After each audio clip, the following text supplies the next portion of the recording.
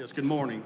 I'd like to bring the November 20th, 2024 Planning Advisory Commission meeting to order. The official start of this meeting is 9 a.m. Could we please rise for the Pledge of Allegiance to the flag of the United States of America? Pledge allegiance to the flag of the United States of America and to the republic for which it stands, one nation, under God, indivisible, with liberty and justice for all. If you could please silence or turn off your cell phones, thank you. I remind those in the audience and those watching on TV that this is the first hearing of any rezoning, text change, or special exception request brought before us today. We will first hear a reading of the staff report for the case by planning staff and ask the applicant to provide a brief overview of the request. We will then give the opportunity for anyone in the audience to speak for or against that request or to inquire about said request. The commissioners will have any needed discussion on the case. Once a motion is made and seconded by the commission, a vote will take place and a recommendation will be rendered. The case will go back to the planning department for their independent recommendation. If a favorable recommendation is given, then the case is forwarded to the city council with 2 independent recommendations. If the planning department makes a recommendation for denial, the applicant will have 10 days from the receipt of the letter stating the denial to notify clerk of council that they are requesting to be placed on the city council's agenda. The City Council of Columbus will hold a public meeting called the first reading. Said council shall consider the case, review Planning Advisory Commission and Planning Department recommendations, and hear discussion on the matter.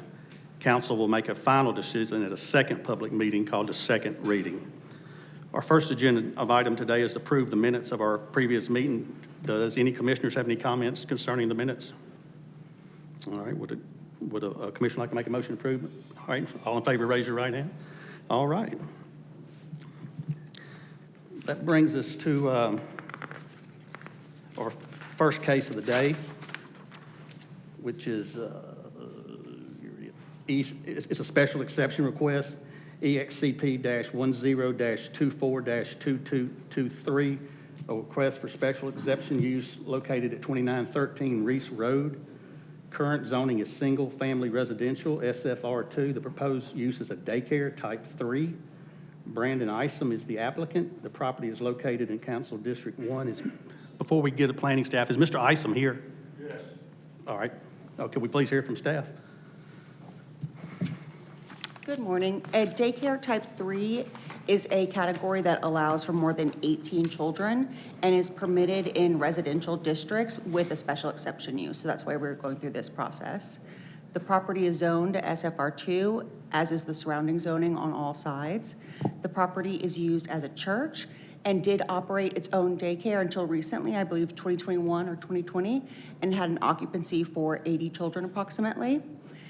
A special exception is required because that daycare did stop operating for longer than 6 months and will now be operated by a private company leasing that space from the church.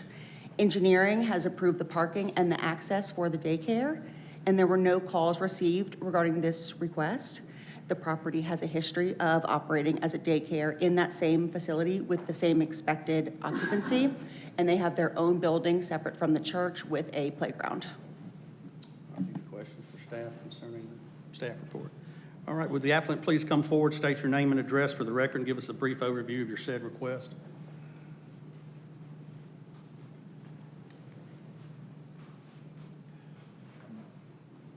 Brandon Isom, 2913 Reese Road.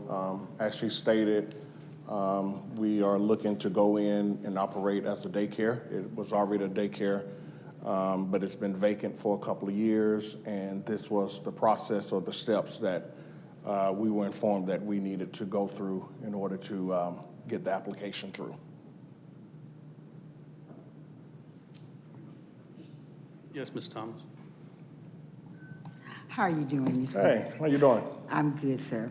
Okay, you said this is a different from the church. It's not adjacent to the church. It's not in the church. It's outside. It's a different building. Right next door to the church. Same property, but next door. Yes. Okay. And have it been used that before?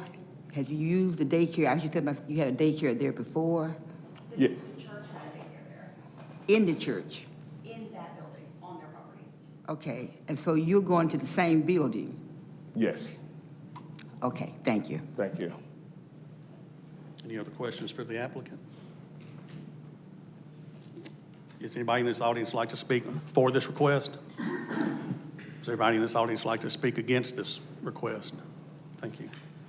All right, well, since there's no additional discussion, would a commissioner like to make a motion? Okay, Mr. Baker. For exception 10, 24, 22, 23, a request for special exception use located at 2913 Reese Road. Current zoning is single-family residential 2, SFR 2. The proposed use is a daycare type 3. I recommend that we approve this as written with the exception. Okay, give a second. All right, all in favor, raise your right hand. All righty, sir, it's been approved. All right, thank you. All right. This brings us to our second case of the day, REZN-10-24-2164, a request to rezone 111.56 acres of land located at 5201 Macon Road. Current zoning is single-family residential 2. Proposed zoning is single-family residential 3 with conditions and residential multifamily 1, RMF 1. Proposed use is a single multifamily residential development. Weiser Homes Builders LLC is the applicant. The property is located in Council District 1. Could we hear from staff? This property is 111.56 acres, and the applicant is requesting to rezone the property to SFR 3 for 100.88 acres with conditions, and RMF 1 for 10.68 acres of that property. The current zoning is SFR 2. The surrounding zoning is SFR 2 to the north and west, SFR 3 to the south on the other side of Macon Road, and RMF 2 to the east. That RMF 2 property has not been developed yet. The single-family portion of this request is consistent with the surrounding area and the future land use. The multifamily portion that is being requested is not.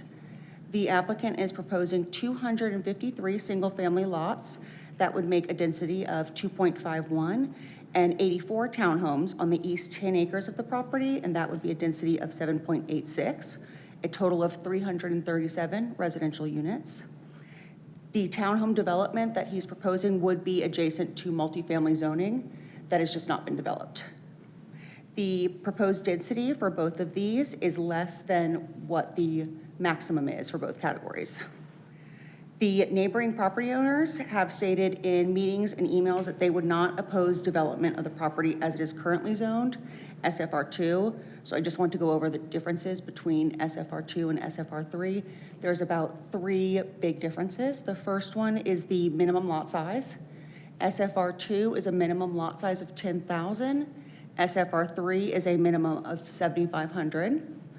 The lot width is a minimum of 75 feet for SFR 2 and 60 feet for SFR 3. And then the density for SFR 2 is 4 compared to 5.5 for SFR 3. The setbacks are typically all the same, but the applicant is requesting a condition to allow for 20-foot setbacks rather than 25. So that would make about 4 differences between the SFR 2 and SFR 3 categories. The proposed access will be provided from Macon Road, Saddle Ridge, and on the site plan is Donna Sue, but I have been told that Donna Sue will probably be used for emergency access only, and that has been added as a condition on our part. The number of entrances is determined by engineering. So the applicant proposed 11 conditions, and staff has recommended some changes to those. And I didn't know if you wanted me to go over all of his 11 or just the changes. I can do both. Let's say all 11. just so Okay, we know. yeah. Yes, ma'am. So we're gonna start with the first one, and that is oversized boundary lots. He is proposing a 10,000 square foot minimum area for all lots immediately touching the SFR 2 lots along the entire property, and that would be consistent with their lot sizes in SFR 2. So any lot that touches the existing SFR 2 would be the same size as an SFR 2. The next one is the boundary fencing, and that states if an existing fence is not already in place, developer will install a fence along the common boundary with the boundary lots noted in the site plan. And staff has recommended clarifying that to state a wooden fence, because in meetings that has come up where some people have heard one thing versus some people have heard another. So we'd just like to clarify that condition. The third is planted screening. A planted screen will be installed along the common boundary of boundary lots in number 1 above, screened to be tall growth holly plants or similar evergreen plants, planted 5 feet on center. That is more than what we require. We don't require a buffer between SFR2 and SFR3. The next one is an identifying subdivision sign with the name of the subdivision at 5201 Macon Road. The next is a required homeowners association for the property. The 6th is what I discussed already, the modified front setback to be 20 feet instead of 25. Number 7 is a 50-foot right-of-way for roads A, B, and C. Staff recommends removing that one. Engineering department does have a problem with that. We would allow a smaller road in a low-volume subdivision, but a low-volume street in a large subdivision does not count as a low-volume qualifier. Number 8 is a modified stream buffer, which staff also does not recommend. The state of Georgia requires a 25-foot stream buffer. We require an additional 25 feet, and we would like to see that maintained, the 50-foot stream buffer. Number 9 is a flag lot variance approval, and that is on the site plan, noting the maybe 6 or so flag lots. Number 10, Macon Road setback variance. To have a variance approved for a setback along Macon Road consistent with the SFR3 zoning setback plus future widening requirements. Number 11 is new Macon Road intersection entry point. Staff does not recommend this one because the condition states that it will be approved by the discretion of Georgia Department of Transportation, and we would like to review that and approve that as well. Number 12, we added, but based off the site plan, and that is private drive lots. The lots off of Bentwood Drive would have no public frontage requirement and be served by a private drive easement. That is shown in his site plan. We just wanted to clarify that so that those lots would not need a variance if this was approved. And then staff has added 2 conditions, and that is the Donna Sue will be emergency access only. And then based off discussions with my director, they are recommending street stub outs to city specifications on the north and east property line for future development. In my staff report, I've put that we've received about 40 calls. That number has doubled. I've received over 80 calls and emails regarding this. And I have a petition with me that has 800 names on it. And the main concerns, which I'm just going to summarize quickly because I know there are people in the audience who will do a better job explaining it, but the ones I see the most are traffic, safety, opposition to multifamily development, and smaller lot size for single-family lots and is currently zoned, the proposed access streets, stormwater, and environmental concerns. Thank you. Any commissioners have any questions concerning the staff review? Yes, Mr. Stallings. The petition that you referenced, is this a second petition or is this the original petition? No, this is a specific petition for this request. It is a second petition that was submitted to me. Okay. Any other commissioners have any questions for staff? All right. Would the applicant, I'm sorry, Mr. Baker. So for what would be the new entrance from Macon Road, that entirely, because that's a state highway, the city doesn't have control over what that will look like, correct? No, but we would like to review it as well. Okay. All righty. Would the applicant like to please come forward, state your name and address for the record, and give us an overview of your said request, please?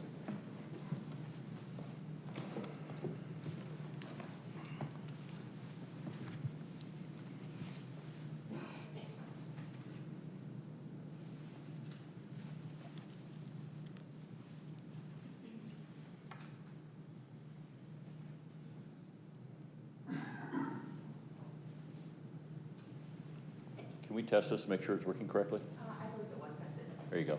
Thank you.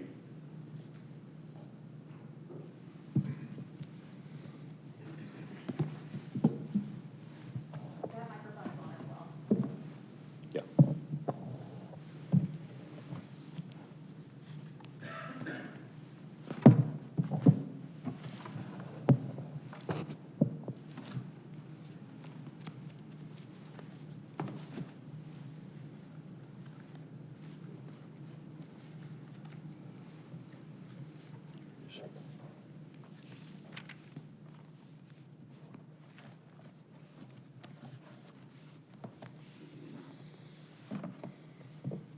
Good morning, members of the PAC and citizens of Columbus.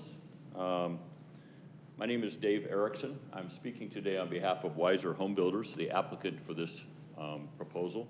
Also speaking on behalf of Calhoun Investments LLC, which is the property owner as well. So we're speaking on their behalf. As I get started, I first of all want to apologize to you. This is going to be a long conversation.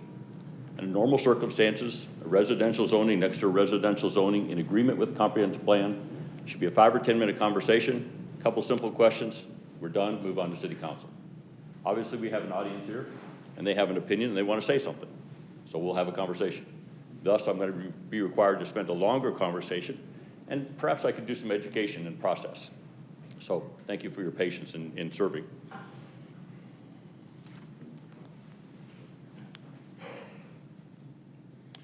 I sent out some advanced information for members of the PAC. Those are numbered in the bottom with PAC and a number. Many of my slides are duplicates of that. There are a few new ones along the way. If for some reason I've confused you along the way from something you saw before, feel free to ask a question. I have a pretty decent outline. You won't knock me off my agenda if I have to interrupt something. I would rather handle the question spontaneous to meet your need at the moment. And if it's something I'm going to cover in a few moments, I'll delay it a little bit.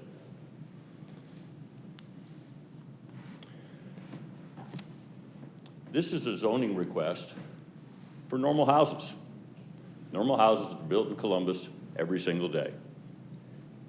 On a bigger scale, this conversation is about change and the city of Columbus evolving to the needs of its community and its citizens, the 200,000 people in the Columbus community who are looking for good quality housing every day. I'm speaking on behalf of the people behind me, but in broad nature, they don't want change. They want it just like it is. I've had people tell me to my face multiple times, I want it just like it is. They can't take that position because it's already zoned SFR2. Taking a completely negative position is not tenable as a result. At least half the people I have spoken to are saying, I don't want it to change. But if it changes, well, I'm just moving. Okay, that's an opinion. But this discussion is really going to come down to, does it meet the comprehensive plan? Is it good for Columbus? And are we allowed to put the proper house on the ground that the people of Columbus need? That's going to be the essence of the final discussion. So let me begin my proper presentation. Our piece here today is on Macon Road. It's already zoned SFR2, as Morgan stated correctly. SFR2 standard lot is a 75-foot lot, 135 foot deep, the quarter-acre lot that's been the go-to plan since World War II. It also started to go way out of favor beginning in the 80s when inflation went crazy, all kinds of other things happened, and we started building houses differently. I'll talk about that more as we go along. For those of you who were here 90 days ago, you may remember this site plan. It was for the PUD. It was about 90 days ago. It was about 85% rentals between apartments and townhomes that were for rent product. As a result, it really didn't meet the comprehensive plan. It was rejected at this PAC session, and the proponents of that rezoning withdrew it before it went to city council, so it had no action. They ultimately withdrew from the contract to purchase the property from Calhoun Investments.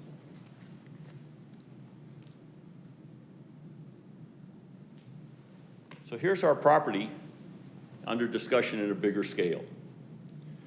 We have Macon Road to the south. We have Woodruff Farm Road to the east. This is Reese Road curving up and going west. And just at the north end of the map up here, you have Milgen Road. Immediately to the west is where most of the people in the audience are coming from. Shenandoah Forest, Sears Woods, Windtree, Farmington. I've abbreviated their zoning with just the last notation. SFR2 is noted as R2. To the south is Chatham Woods. It's zoned SFR3. That's the same zoning we're requesting. Immediately to the east, it is already zoned RMF2, commonly used for apartments. The topography there lends itself well for apartments. It has a lot of slope going from the property line down to a big drainage that's here. Apartments can accommodate that change in elevation quite well. Houses don't do that so good. Further to the east, we have neighborhood commercial future. We have a developed RMF2 up here. I think that's Quail Ridge. Hunter's Run is up there as well. This isn't labeled, but that's general commercial. It is an old mobile home park. And as we go farther to the west, we have Reese Road School. On the north corner, Shenandoah Forest, we have RMF2, a condo project. When you hear about the outrage of us proposing SFR2 here, wonder, why is this RMF2 here? That would never be allowed in this conversation today. Castlewood right here, high quality subdivision, SFR3. North of that, 2 more of them. Over here, right across from the school, SFR3. This is a misnomer. That's actually SFR3B. That was the old R3B that was used years ago that was a 40-foot lot with a 0 lot line on one side. A big part of the conversation today is the Sears community drawing a circle right here and say, we're our own little world. We want it to stay just like that. Everybody else doesn't count. We're not part of Columbus. I want to emphasize again, we are already zoned SFR2. Before I get into the details of our proposal, I want to highlight the process we took to get here so that you understand we're not doing this just willy-nilly. As soon as the property came available for conversation, Weiser Homes was able to get it under contract, good for them, and they asked me to speak on their behalf in this regard. And I'm also acting as the general contractor for this project. First thing we did is reached out to the leaders of the HOA groups that I just pointed out to you. There's about 7 of us, I recall. And had a conversation in the evening about what their goals were. What did they really want to see happen? And what our goals were. And things we might do to try to bring those 2 positions together. It was a long conversation, almost 4 hours. Myself and one of my staff, we were on the hot seat for almost 4 hours, answering questions, educating, trying to find common ground that these 2 subdivisions can come together. Because it shouldn't be that complicated. This is a pretty easy conversation. From that discussion, we formatted what I'm about to show you as our proposal. And then I immediately went out and talked to all the property owners on the immediate boundary of the property. Those are the ones that count the most. This is the most impactful on them on a daily basis. Educating them on what we were proposing, why we were proposing it, the conditions we were hoping to apply, some to protect them and to help them, and some to make sure the neighborhood would function properly in the big picture. And I will talk about those in detail. And then following that, we also had a community meeting last week that was organized by Ms. Gaskin and Mr. and Mrs. Ezel. I want to take a moment and thank the people at Winton Methodist Church for allowing us to use their common area. That was a gracious thing for them to do, and the Ezels were the organizing body for that, so I thank them for their assistance. I knew I was talking to a hostile audience the moment I walked in, but I have an obligation to at least educate them to the information we're looking to do, give them the best firsthand information possible. I would like to note for the record, I talked to several people in the parking lot as they were coming in who had already signed a petition, but didn't know what I was about to say. They had all heard it secondhand, were told to sign the petition, they'll go learn it later. Keep that in mind for the future. So let's get to the details here. In your packet, I think you have a copy of the legal description in front of you. There's a parcel A and a parcel B that is in this description. Parcel A is requested for SFR3 with conditions. Parcel B is requested for RMF1 with conditions. That will be important when you see the site plan, it'll make more sense. I also want to emphasize that, especially to the audience and the people viewing on television, that's a legally binding saying. This zoning is here, that zoning is there. The 2 shall not cross. I know some of the people working on misinformation in this discussion have tried to say, well, if he gets this, he's just going to put it everywhere. That's not how it works. Legal boundaries say this will be SFR 3, this will be RMF 1 for townhomes. By the way, all of our product is intended for a for-sale product. Another disinformation thing that's been put out a lot by other people. So this is our site plan. It's a pretty big site, 111 acres. You just don't casually go walk around 111 acres. You got to make a purposeful effort to do it. So we're talking about a pretty sizable piece of property. Keep that in mind. We have a new entrance proposed off of Macon Road. We've already talked to the DOT, and they're agreed in principle for this to happen. And obviously, the final civil engineering has to be done before we'll be able to get approval on that.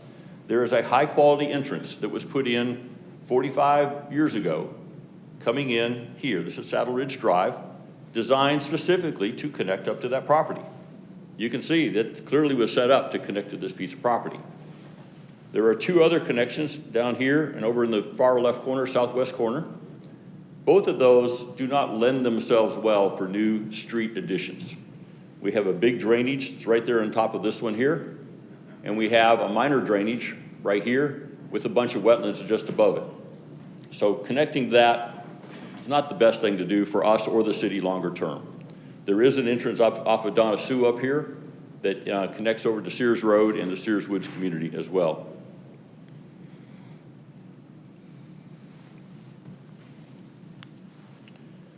First thing I'd like you to note, look at all the green spaces on here. That green space is staying for simple reasons. This location here and this location here are both drainages with active flowing water most of the year. This long drainage through the center of the property is only a wet weather event. It would have been flowing yesterday. By late today, it's probably not flowing anymore. It's only wet weather related. But it's classified as a jurisdictional wetland, and we're best to stay out of it as best we can. You are allowed to cross a jurisdictional wetland for a road, as we have here. And the Corps of Engineers in the state acknowledges that and allows that to happen relatively routinely. If you do it very much, it starts costing you a lot of money. You try to stay out of those. These big areas like we have over here are what are called terrestrial wetlands. There's some kind of water sources down deep that's allowing some wetland characteristics to be there. Again, you're allowed to develop these type of properties. You can impact them to some degree. And generally, you only impact the fringes of it to kind of clean up the layout of your design. You try to stay out of them again if you can, because it costs a lot of money. You try not to go in there if you don't have to. As a result, we have these pockets of green space all over here, which will be there for the long term. And there's some really beautiful trees that are all through here that will stay there and serve as a kind of a park-like setting, breaking up the subdivision into smaller pieces. I also want to emphasize to you, single-family residential. That's 91% of our property. 91% of the property is single-family residential, just like the comp plan. And this 9% over here is a transition in use between the single-family houses that we have and the apartments over to the other side.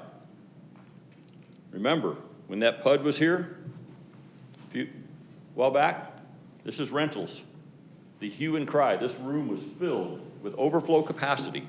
So we don't want rentals. But now they want us to stay rentals or stay single family just like them, but the rentals are already there. So you can have the rentals, we don't want them.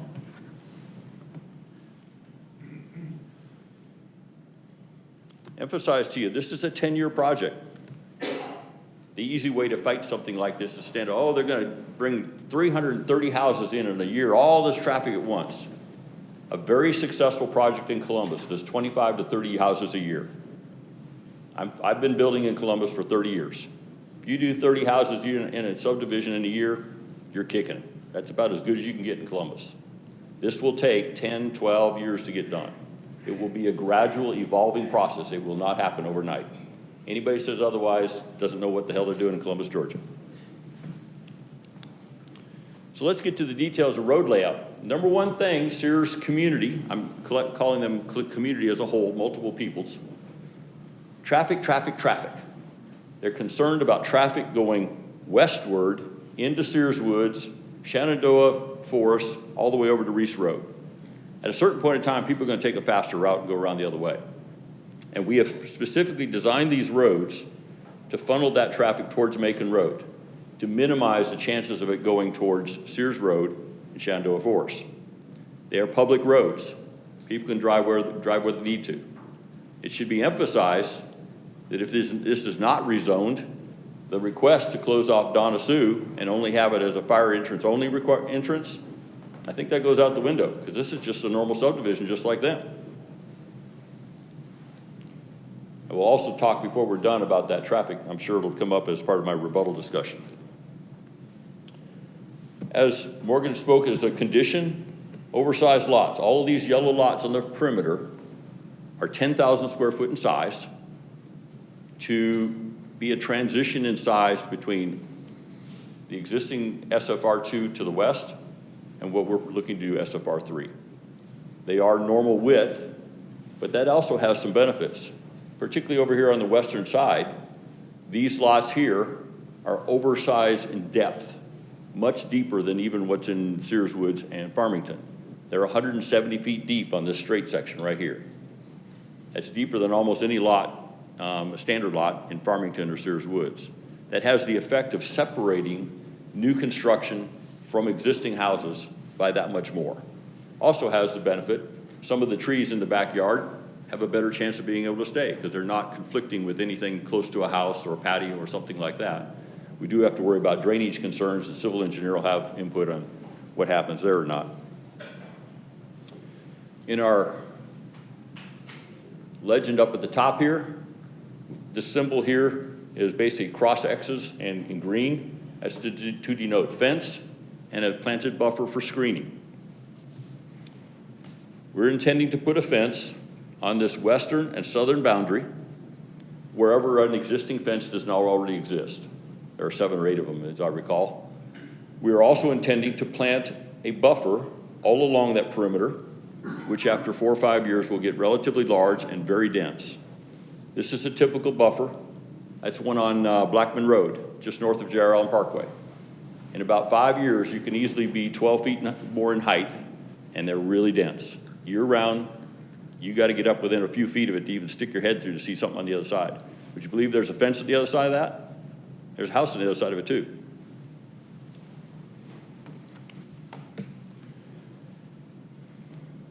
I also like to emphasize to you, all 3 of these, the oversized lot, the fence, the planted buffer on the edge, we're not required to do any of those. Those were ideas that we brought to the table to try to blend the neighborhoods together better. Also note, in blue, detention ponds. There are no detention ponds in Shenandoah Forest, Sears Woods, Farmington, any of those places.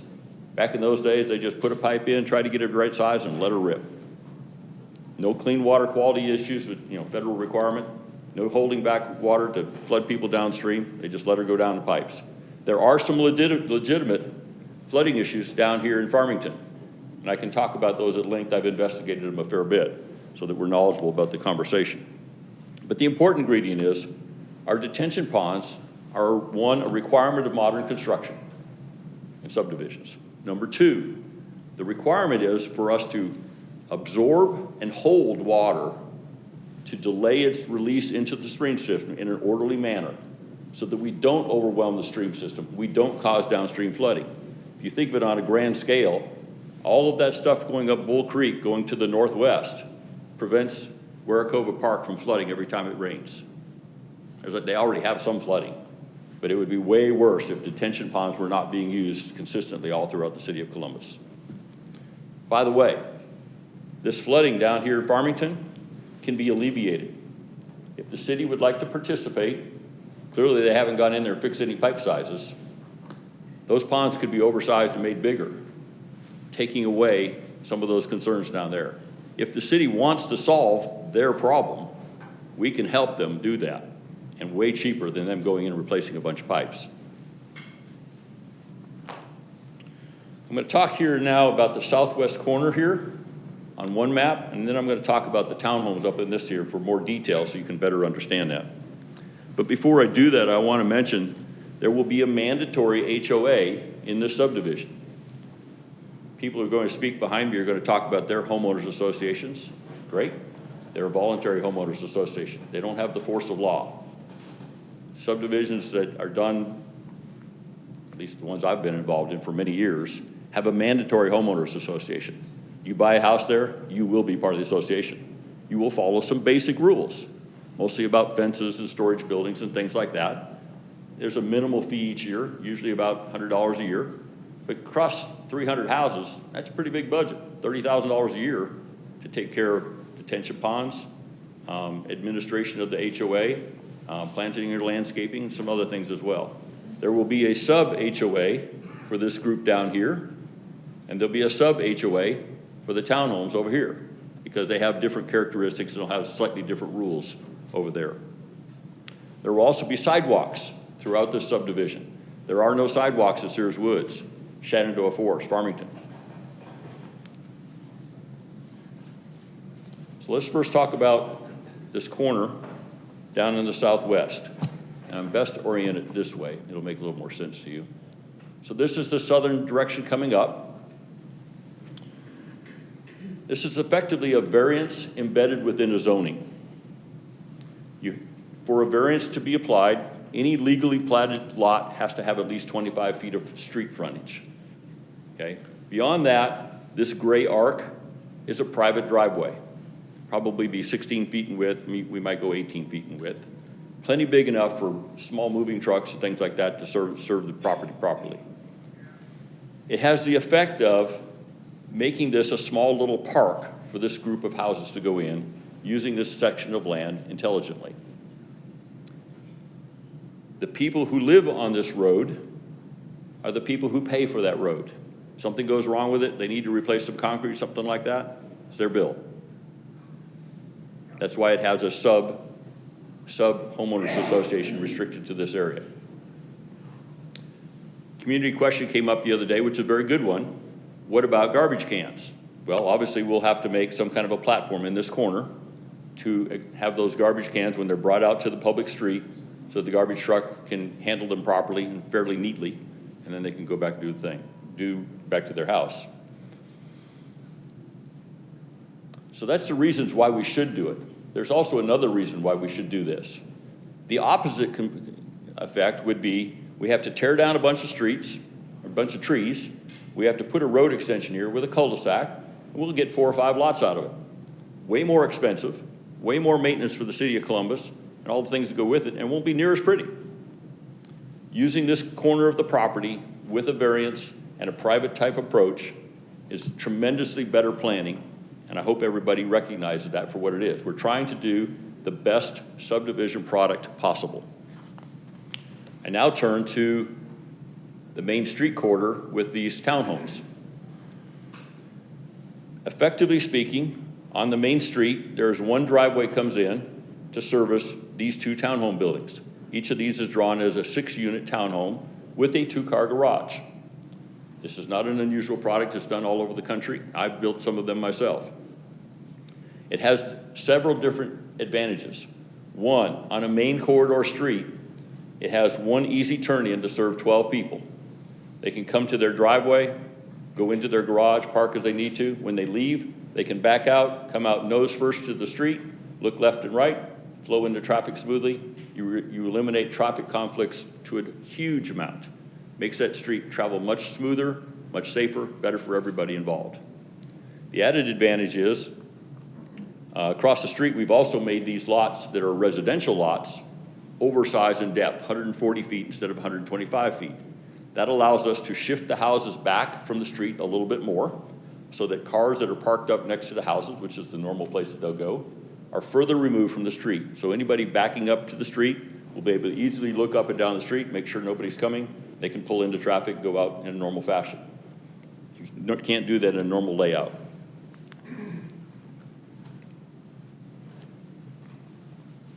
So let's talk a little bit about those conditions. Morgan, I may need your assistance because you added a few things I was not aware of. I want to make sure I handle them properly. If you, do you have a copy of the conditions with you? I just want to make sure the PAC members have it. Okay. I'm going to go through this very briefly because Morgan's already covered it. but this map is the reference point that's important to it. Streets A, B, and C are referenced here as on the 50-foot right-of-way discussion. VARB is the area of lots I was just talking about with the variance. There's a small one in the north called VARC and a VARD up here to the northeast. And then on this drainage here, the wet weather only drainage, that's also identified for the buffer discussion between X and Y. So number one, we're talking about the boundary lots, the 10,000-foot lots. That's these over here, clearly referenced here on this map. Number two, boundary fencing, west side and south side. Planted screening, we talked about all of these as well. Ms. Gaston specifically asked for the identifying sign coming into the subdivision. I think it may have been misunderstood by Morgan, but not only on the entrance coming in from Macon Road, but at the sub-entrances coming in from other subdivisions. She had a particular request to make sure somebody knew they were leaving Sears Woods into the subdivision. A reasonable request, we'll be glad to do that. As I said, there'll be a homeowners association mandatory in here. We are asking for a modified setback from 25 feet to 20 feet. The reason for that, we have a lot of wetlands. We have a slightly unusual topography in a few spots. The ability to move a house around, even 5 feet further forward, is an advantage when you're building a house. There might be a unique tree, there might be a ditch or something, or the topography of the lot lays itself, that adjusting that house a little bit can get you a distinctly better fit on the lot that's better for everybody in the long run. Our normal setback will be 25 or 30 feet standard, but the blanket flexibility will give us a much better design. I also want to emphasize that this type of a setback request is fairly common. We've done this in other subdivisions with great success in the past. The modified right-of-way dimension for streets A, B, and C applies only to those streets. That's another fairly common thing throughout the city of Columbus. Number 8 is the stream buffer, adopting the state of Georgia 25-foot buffer. That has a particular significance when these detention ponds here, in that those detention ponds have the capability of holding more capacity. So we can make sure to alleviate that flooding issue that's further to the south of us. This is normally handled between the civil engineer and the director of engineering on a case-by-case, one time, one request per time, but we have a fairly large area. It'd be better designed if we knew ahead of time what we were doing, and thus we're including it on our conditions. Then we have the flag variance for parcels B, C, and D. Again, these are quite common in the city of Columbus. Normally you would go through the variance board to do these, but if we're transparent about it in our zoning plan, it'd be better for everybody on the front end. And then the final items, 10 and 11, have to do with the interface with Macon Road. That's really a civil engineer clarifying document so that we don't have confusions down the road. Morgan, you added an item there about Donna Sue in particular, is that right? Yes. I remember that being a suggestion of where he was leaning, not a directive of what he was doing. Has he changed his direction? As of yesterday, I was told to add that as a condition, but again, it's a recommendation, so that's something you can discuss. Okay. I'm going to generically say that's not good community planning. I'll talk about it in depth in rebuttal, when we talk about traffic in general. But it's just not good traffic planning. It's not good management of a subdivision to have 330 lots all focused on two exit points. It doesn't make a lot of sense. We'll talk about that further as we go. Were there any other conditions that were added, Morgan, that? The one about the private drive lots, just to clarify that they don't need that public frontage and that they're fine with the private drive easement, we made that a condition, but that was already on the site plan, so we just included it. And that street stub outs will be added to the north and east property line. Oh, yeah, I'm sorry, my apologies, I forgot that part. So what she's referring to, north and east, is that what it was? What she's referring to is a stub out of this road here for future connection. That goes to discussion about Donna Sue. They don't want connections to Donna Sue where there is people there and people to protect for fire purposes and whatnot, emergency vehicles, ambulances, but we're gonna stub it out for more traffic and then force more of that down to Macon Road? That doesn't make sense. And then you want it to the east as well? Okay, we'll talk about that. Anything else? Okay.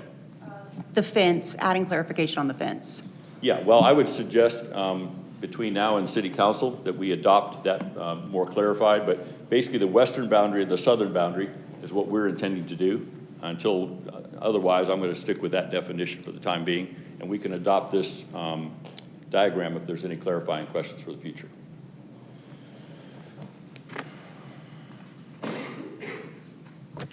So under normal circumstances, I would say I'm done.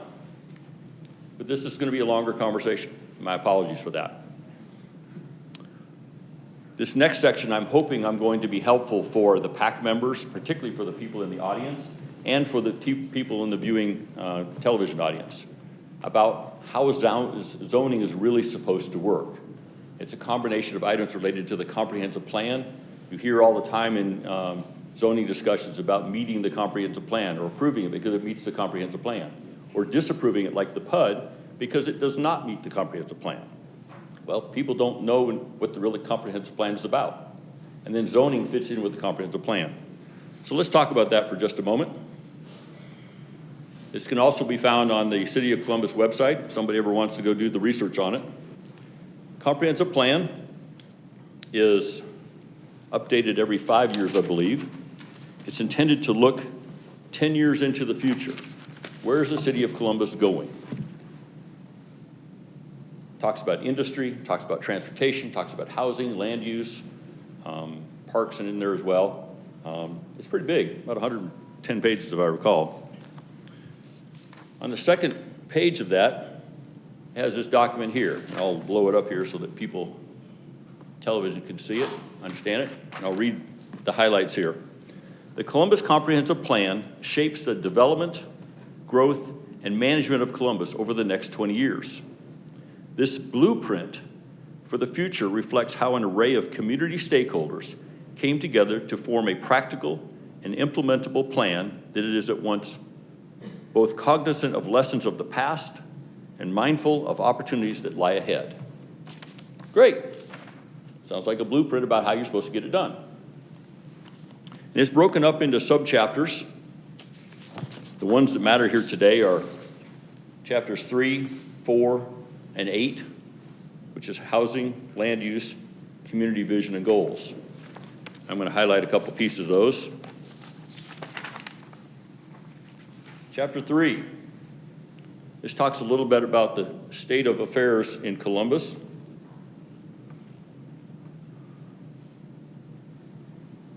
It says Columbus faces a potential housing crisis in the near future regarding housing because of aging housing and a lack of new construction opportunities in Columbus. We have both of those in this discussion today. The houses in Shenandoah Forest started in 1966. That's a long time ago. Houses in Sears Woods started in 1971. Windtree and Farmington were 76, 77, as I recall. That's a long time ago. Down below, it talks further. It's compounded by new housing starts are extremely slow due to lack of greenfield opportunities. For those who are not in the real estate business, a greenfield opportunity is an agricultural piece of property or trees or some undeveloped property never been developed in the past, as opposed to an office building gets torn down, clean up the lot, gets rebuilt for something else. That's a brownfield opportunity. Going to chapter 8, community vision and goals.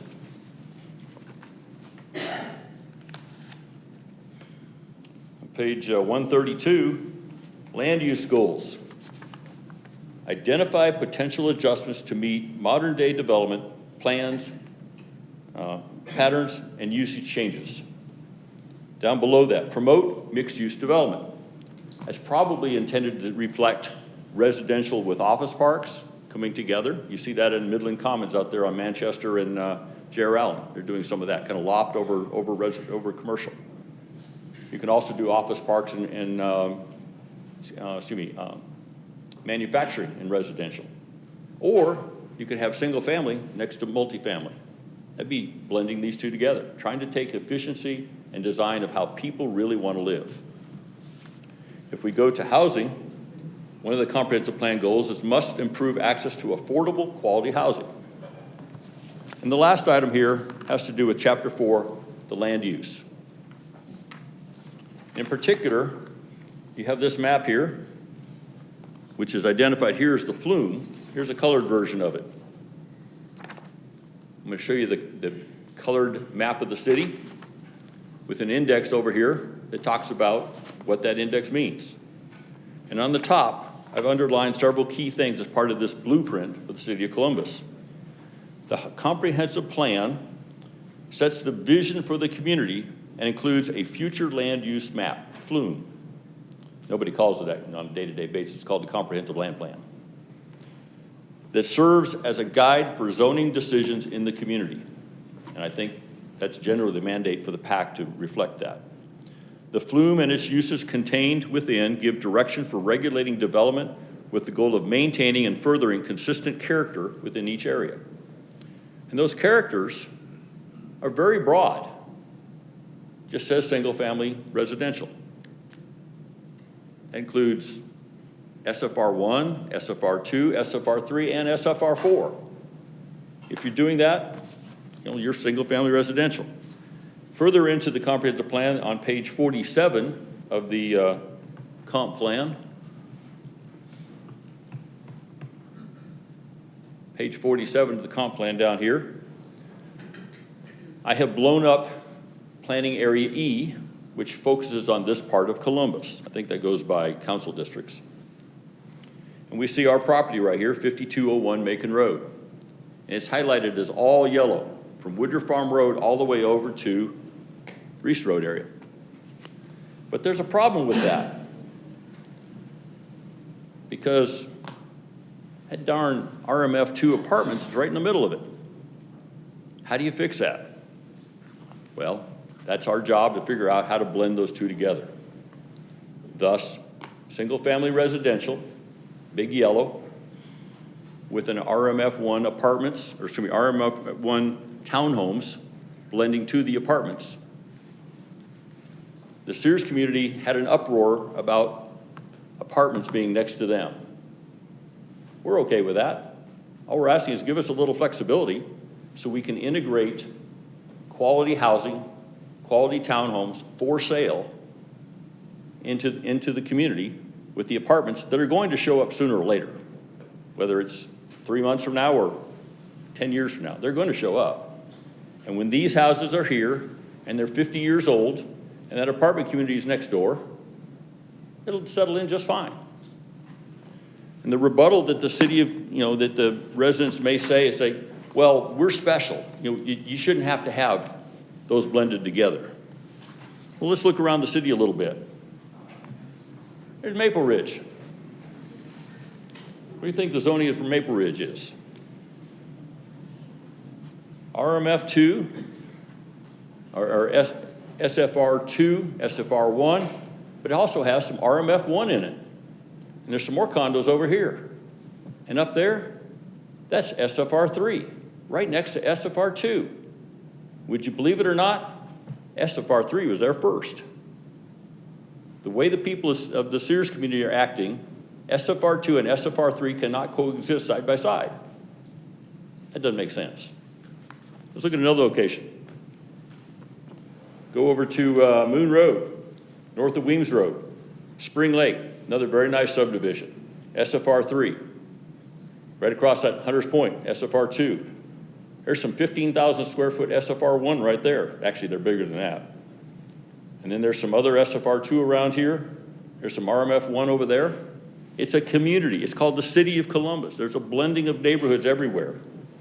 How about we go over to Beaver Run, SFR3, Winfield, next to commercial, next to RO. RO is one step short of commercial.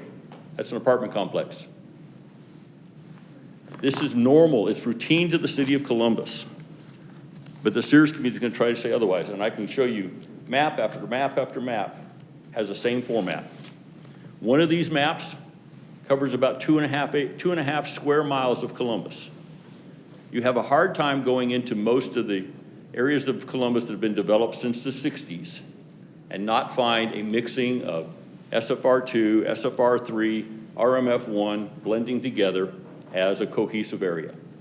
It's normal. It's typical to how residential is done.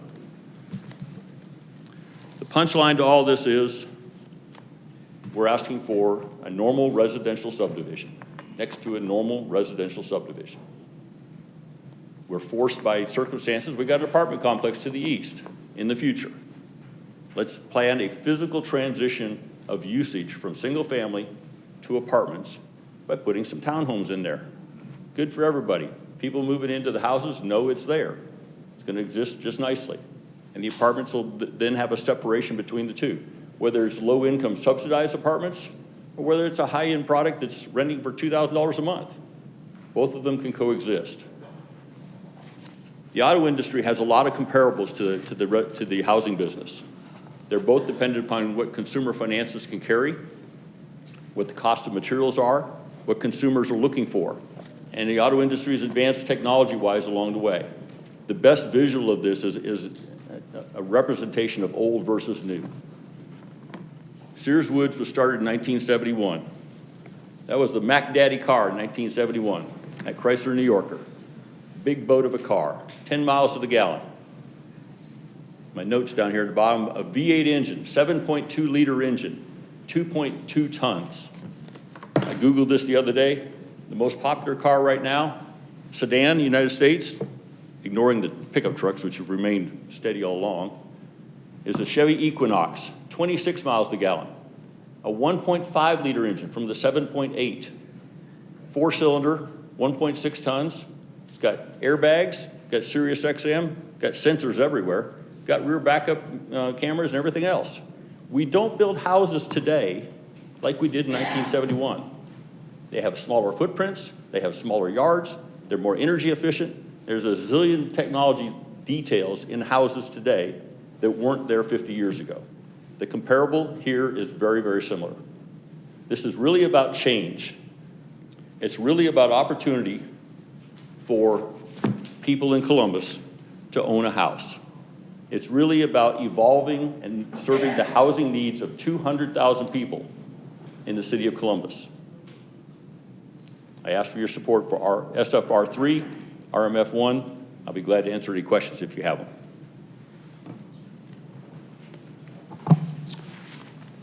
Has any commissioners got any questions for Mr. Erickson? Yes, ma'am, go ahead. So previously, when we had the zoning for the multifamily, what were the number of units that were present at that time? It was over 400, 447 maybe. Any other commissioners got any questions for the applicant? Yes, Ms. Thomas. You mentioned about the trash being moved from the homes up the road somewhere. It was on, I want to say it was on 6. You were saying that the only problem they would have in that little cul-de-sac was that the trash had to be moved so the trash can can be picked up by the trash trucks. You mentioned that? Yes, ma'am. Let me go to that chart if I may.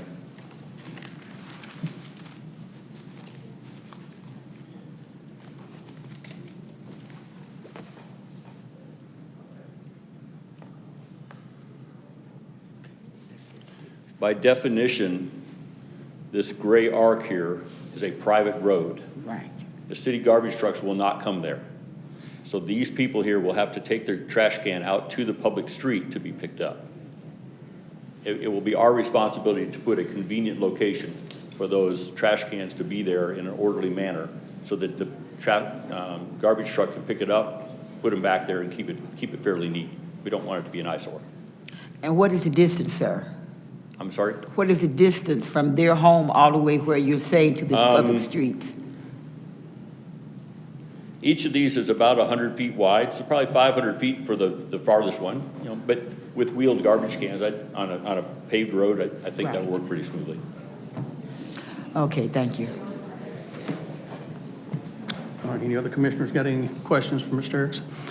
All right, is there anybody in this audience like to speak in favor of this request?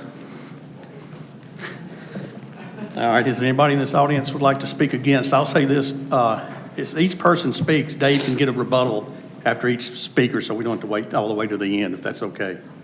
All right, would you like to come forward if you're against? I'll wait to the end if you. Okay, that's fine. State your name and address for the record, please. Thank you. Good morning, everyone. My name is Wes Ezell, and I have lived at 4526 Sears Road for the past 30 years since moving to Columbus. I have to tell you, thank you for your volunteer service to this commission. Also, thanks to the planning department for the work they do. And thanks for all the neighbors that are here today. Thank you. I'm here today to ask you not to recommend the rezoning of the property at 5201 Macon Road, adjacent to the Sears Woods and Farmington neighborhoods, from SFR2 to SFR3 with conditions and RMF1, which are townhouses. I'm representing Sears Woods. Carrie Gaskett is somewhere in the Caribbean, so I have to take her place. I do not have red hair, but I'll take her place. Much of what I say applies to the whole neighborhood, the area, but I'm going to make comments relative to Sears Woods because that's where I live. Residents have made it very clear that they're against this rezoning, and they have signed petitions, and I don't think anyone was coerced to sign a petition. Phone calls, meetings, correspondence with the PAC, Planning Department, and City Council. I think Ms. Shepherd has mentioned all that very well. Monday, October the 7th was a bittersweet day for Sears Woods and our surrounding neighborhood partners. We were happy to see Proterra signs go down. We were not happy to see the same crew replace them with Wiser Home signs. So my reasoning for this rezoning request center around the same reasons that I had when I talked to you in August about the PUD. There's a difference in character between the proposed project and the surrounding neighborhoods. I think there's a lack of fit between the proposed project and the surrounding neighborhoods. I think there is a traffic concern within those neighborhoods and as well on Macon Road and Reese Roads. And I think that this project is not going to help the chronic flooding that this area has experienced for several years. So I'd like to start with character. Character is more of an emotional thing, I think, than a thinking thing, although I'll give you some thinking kind of information. Mr. Erickson mentioned there's a little over 111 acres that are measured. I'm estimating, just estimating, Sears Woods to be about 180 acres. There are 337 total units in his development. Sears Woods has 272 total units. There are 233 two-story homes, and that's by what he told me, on SFR3 home lots, and 20 two-story homes on SFR2 home lots. Sears Woods, are mostly ranch homes with some two-story homes, and they're all on SFR2 lots. In the project, there's 84 attached two-story townhomes in 14 buildings. Sears Woods has no townhomes of any nature. The development would require clearing lots and leaving trees whenever possible, according to Mr. Erickson. Most lots in Sears Woods, because it's an established neighborhood, have trees in the front, trees in the back, trees on the side, trees everywhere. We were told that the selling price, and this has varied from as the project has moved on, from the units would sell for $350,000 to $375,000. The average selling price of homes in Sears Woods for 2024 to date is $375,825, with a high of $425,600. And so these homes will be close together in pricing. So there are a lot of unknowns about this project. Mr. Erickson has been very good about sharing information about the project. And he's mentioned front entrance garages and how the exterior may look compared to projects he's done in the past. And as we have looked at Sears Woods, we say, well, most of our homes are brick. Some are have siding, but most of them are brick, and it's brick all the way around. They are 2,600 feet to 4,000 square feet, maybe more. We have side entrance garages as opposed to front entrance garages, possibly in the project. We have 680 residents compared to what I estimate to be 843 residents on the site property. So there's a lot of difference in character, and I really thought about it this morning when I got up and I shared this with my wife. Some of the folks here behind me here know I have a yellow Mustang convertible, and I like to get in it and ride around Sears Woods sometimes. So I'm riding through what I think of the project, and what do I see? I see a lot of homes on about the same amount of land, and I see 14 buildings, and I see townhouses, and I see a lot of cars, I see a lot of people on a site that is probably about 3/4 the size of Sears Woods, just by my estimation. So I think there's some major differences in character. And character leads to fit. In this case, all these neighborhoods that are represented back here are established neighborhoods. And the homes in the development will not look like those homes. And 92% of those homes are going to be on SFR3 lots, where most of our neighborhoods around there, and pointed out by Mr. Erickson, there are some SFR3 neighborhoods, but a lot of them, and Sears Woods is one of them, is SFR2. If you were to take the houses in the new development on SFR3 lots and compare those to Sears Woods houses, and you go down the street in Sears Woods and you see 3 Sears Woods houses on a street, if you put SFR3 lots in those places, you'd see 4 houses. 21 of the Sears Woods homes and 18 of the Farmington homes are directly adjacent to the property in question.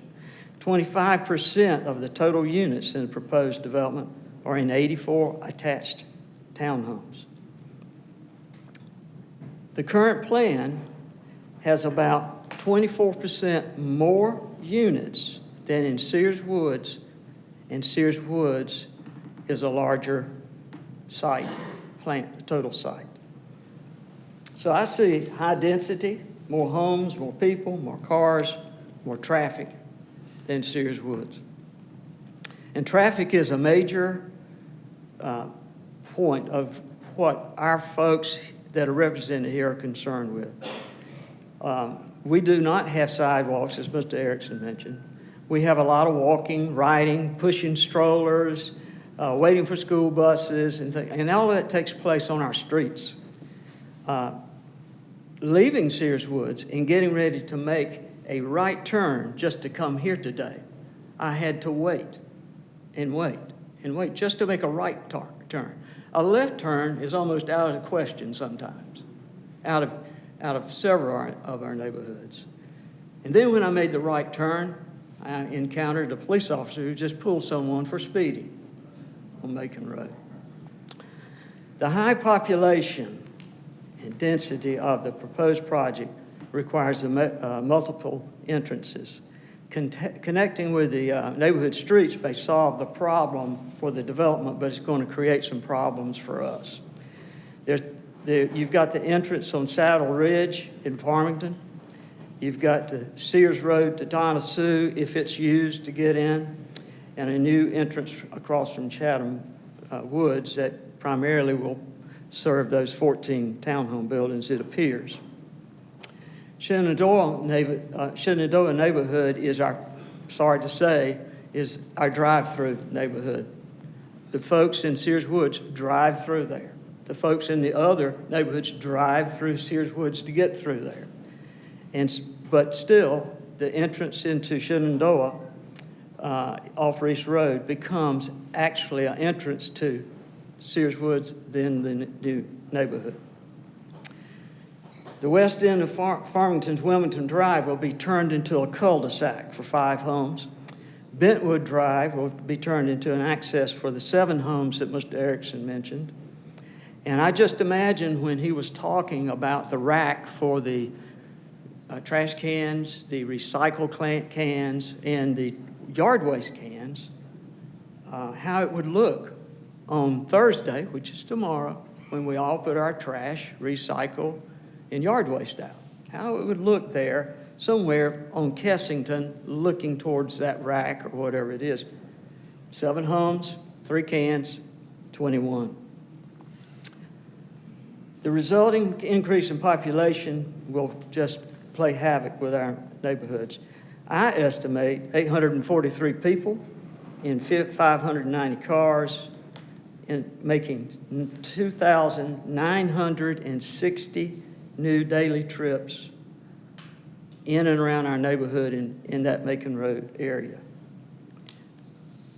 I think that this development will mean more people, more traffic, more trips, and more safety issues. Another issue that's real important, along with safety, is flooding. It's a major concern I have found out through this process as we have dealt with Proterra and now Weiser. I did not realize it, but there are many neighborhoods have reported since they purchased their homes, they had to add French drains, stabilize foundations, rebuild pools to mitigate standing water in their yard saturated by a combination of heavy rains, a high water table, and underground springs. It's hard to pin down the primary source of the flooding, but it is worth mentioning if you look at the maps, Farmington does appear to be lower in elevation than the subject property. So if you have a property that is made up of, even over 10 years, made up of clearing land, of vegetation, pouring concrete for foundations, paving roadways where historical isolated wetlands are present, it could exacerbate our current problems with flooding. In fact, it may be a good idea to solve the flooding problem before you start building anything. So my thinking is this. Relative to the comprehensive plan, I looked at the comprehensive plan when I heard about Proterra. And all I want to say is that SFR2 zoning for that project, for that site, was there, is there now, and that's what we want it to be. Zoning laws are not just a hurdle that a developer has to overcome to start driving a project to completion. They exist to protect a community and the locally affected citizens from incompatible development. And in my opinion, this development is incompatible with the rest of the neighborhoods. It is also my opinion that changing the SFR2 zoning of this property to SFR3 with conditions in RMF1 townhomes and opening up the existing streets in Sears Woods and Farmington to the proposed Weiser development could likely result in an intentional, willful property devaluation of homes in the surrounding SFR2 single-family neighborhoods because they're of the same price range.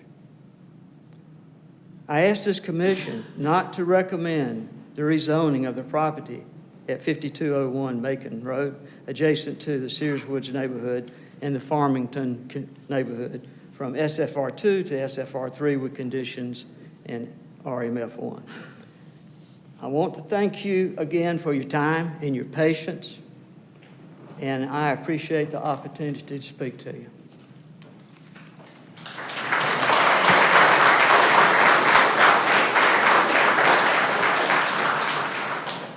Yes, is anyone else like to speak? Yes, ma'am. Please state your name and address for the record. My name is Luella Blunt. I reside at 5301 Kensington Drive. My representative is Keith Parker, but he allowed me to speak after Mr. Ezell. Now, I am in agreement with Mr. Ezell. What I came up to speak about was actually my concerns about the trash. Even right now on Bentwood, it's hard for service to come in and back in and out with the trash. One of the concerns that we have, my Vietnam veteran husband who was unable to be here today because his Agent Orange condition that he's dealing with, is because to get in and the midnight runners who comes and see the trash bins that Kensington and the Farmington community would be faced with seeing the midnight to dawn. One of the things I would like to correct, because I don't want the council to get the wrong impression, that I did attend the meeting at Winton Methodist Church, and I got there early, and I'm sure that it wasn't a hostile environment to me. Now, I didn't see that, but I just wanted to make sure that's known because of, I don't want to perceive that he walked in and everyone was angry. And one of the things that I want to make sure that you know is that even on the hottest of summers, when it's 103 and then the index is 115, that Bentwood area is continuously wet. Water flows 365 days a year. As Mr. Ezell shared about the flooding, it is a continuous problem. And my husband has worked continuously, and the neighbors on that side that is affected by the rezoning has worked together with each other to make sure that our homes are in a great standards that we can keep them where we are. So if you look at it, and when we think about 500 or whatever feet, bringing the trash down, and some days we know in all of our neighborhoods, the trucks don't run sometimes, they get behind. So we looking at a clutter of garbage that would be there. One of the things that Mr. Erickson did speak about was that when he cleared the land, that the rats would find a new home.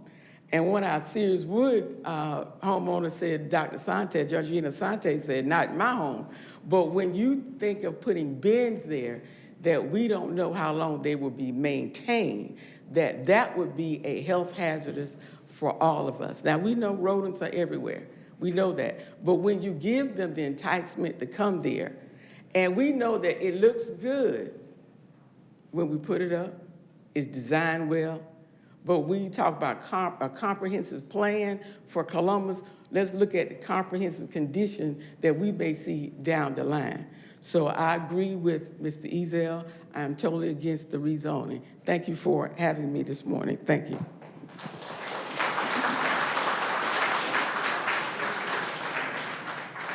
Please state your name and address for the record, sir. My name is Keith Parker. I live at 4229 Westfield Drive. I'm a member of the Farmington community. But in a greater sense, the community that we have established in opposing this rezoning effort, now twice, is represented by all these people of the greater Macon Road area. It was March 20th, 8 months ago, that I first spoke to this commission. We were opposing Proterra's proposal to redevelop and rezone at that time. As Yogi Berra once famously said, it's deja vu all over again. We're back opposing rezoning of this piece of property for one reason. It is currently zoned for SFR2. We are not, again, we are not opposed to development of that piece of property under its current zoning. I don't know where that misconception came from. Perhaps some people might like to keep it as a natural setting. In a great world, maybe we all would. but it's not our piece of property. It's a very valuable piece of property that the owner has the right to sell. The City of Columbus, your recommendation to our City Council carries great weight as to how this property is developed. 337 new neighbors. Mr. Erickson did go to everyone's door, introduced himself, presented his plan. He came to my door. We had a very nice conversation. And you asked me, why are you opposed to it? At that moment in time, I could not give him a really good answer. But my faith commands me to love my neighbor. That includes future neighbors. The people behind me are the reason I'm standing here.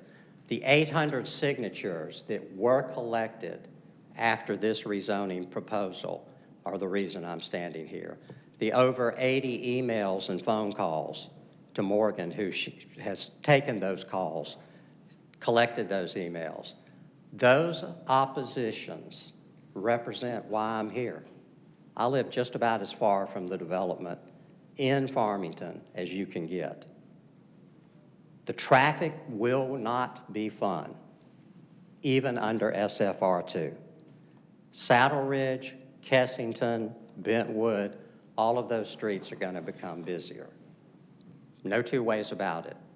But we cannot stop development. We should not stop development of this piece of property so long as it's zoned SFR2. We would welcome those new neighbors. I look forward to getting to know them. I look forward to see what the development will enhance our area. That's all we're asking. Keep it SFR2.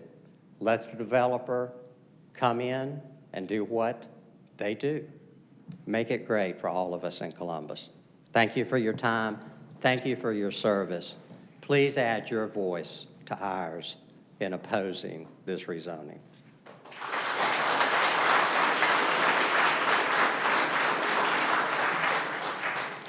Please state your name and address for the record, sir. Good morning. My name is Brian, excuse me, I'm Brian Newman. I live at 5351 Pine Needle Drive. As of this week, I've been there 37 years. So I've seen an awful lot of changes with the widening of the roads, with Chatham Woods, with Sears Pond, north and south, and just a lot of changes in general. We in Windtree are not affected quite as drastically as our Farmington and Sears Woods adjacent to us. However, we will experience a lot of problems with traffic as they come through Bentwood and then consequently down Windtree Lane and out to Macon Road. We also are going to be looking at the number of children who come into the new neighborhood and have to try and go to Reese Road Elementary School, which, oh, by the way, is already full, and having to send kids other places. Go to the children going to the middle school or having to be bused further out of town to go to middle school. But we would like to see the zoning remain where it is, FSR2. As I look at it, you build SFR3, you go to a variant of SFR1, we're going to another PUD. That's exactly where I think, you know, that's what it looks like to me. We are opening ourselves up for that.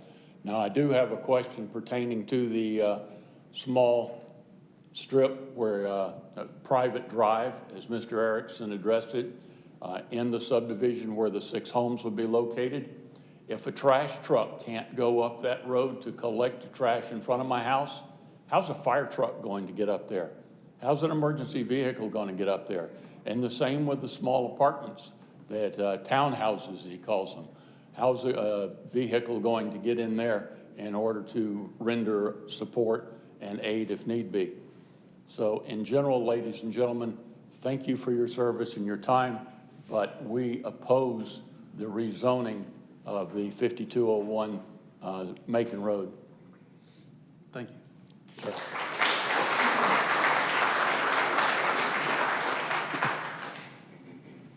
My name's George Mabry. I live at 4831 Yosemite Drive in the elitist neighborhood of Shenandoah Forest. The elitist. Next to the real elites in Sears Woods. As Erickson said, Shenandoah Forest was developed in the mid-'60s. I've lived there for 38 years. The elitists that live in there are everyday working people, nurses, retired military, retired folks. We have people that live in Shenandoah Forest that have been there.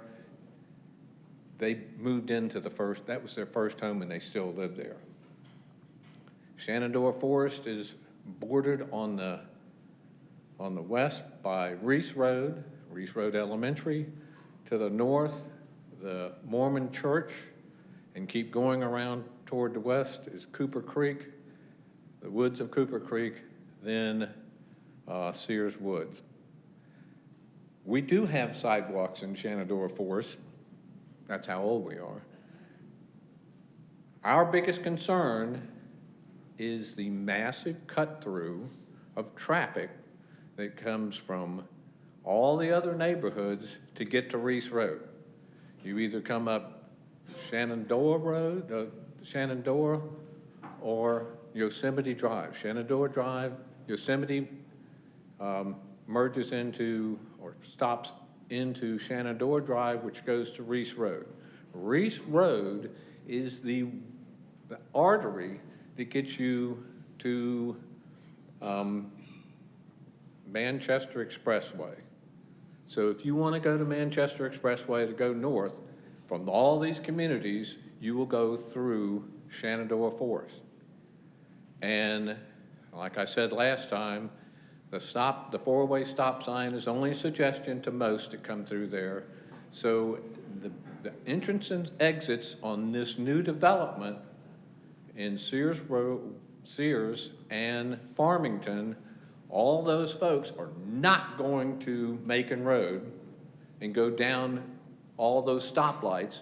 They're going to drive through all our stop signs to get to Reese Road to go on. It is a safety hazard now. It will be absolutely horrendous as this traffic comes through. They will not go to Macon Road unless they're going out to Publix or someplace like that. Our concern from our neighborhood is traffic and safety. The increase from SFR2 and the townhouses will increase the traffic immensely. However, that said, after the last meeting, all of a sudden on Yosemite Drive, a 20-mile-an-hour curve sign was put in. Whoever did that, I thank them. Nobody reads it, nobody complies with it, but it's there. And most people out here don't even know it's there, but it is, because the guy that next door to me that the sign's in front of, he didn't even see it. So our concern, again, we also have the Reese Road Leadership Academy.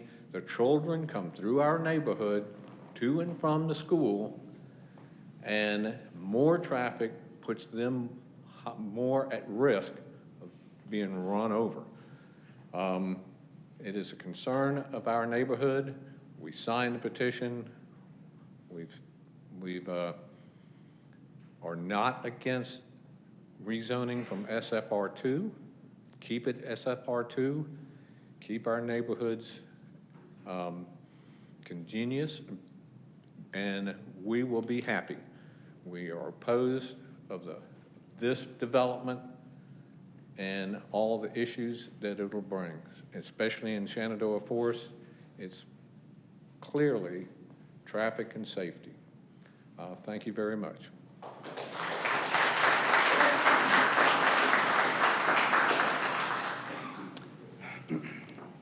Yes, sir. State your name and address for the record. My name is Gregory Foster. I live at 5446 Chatham Woods Court.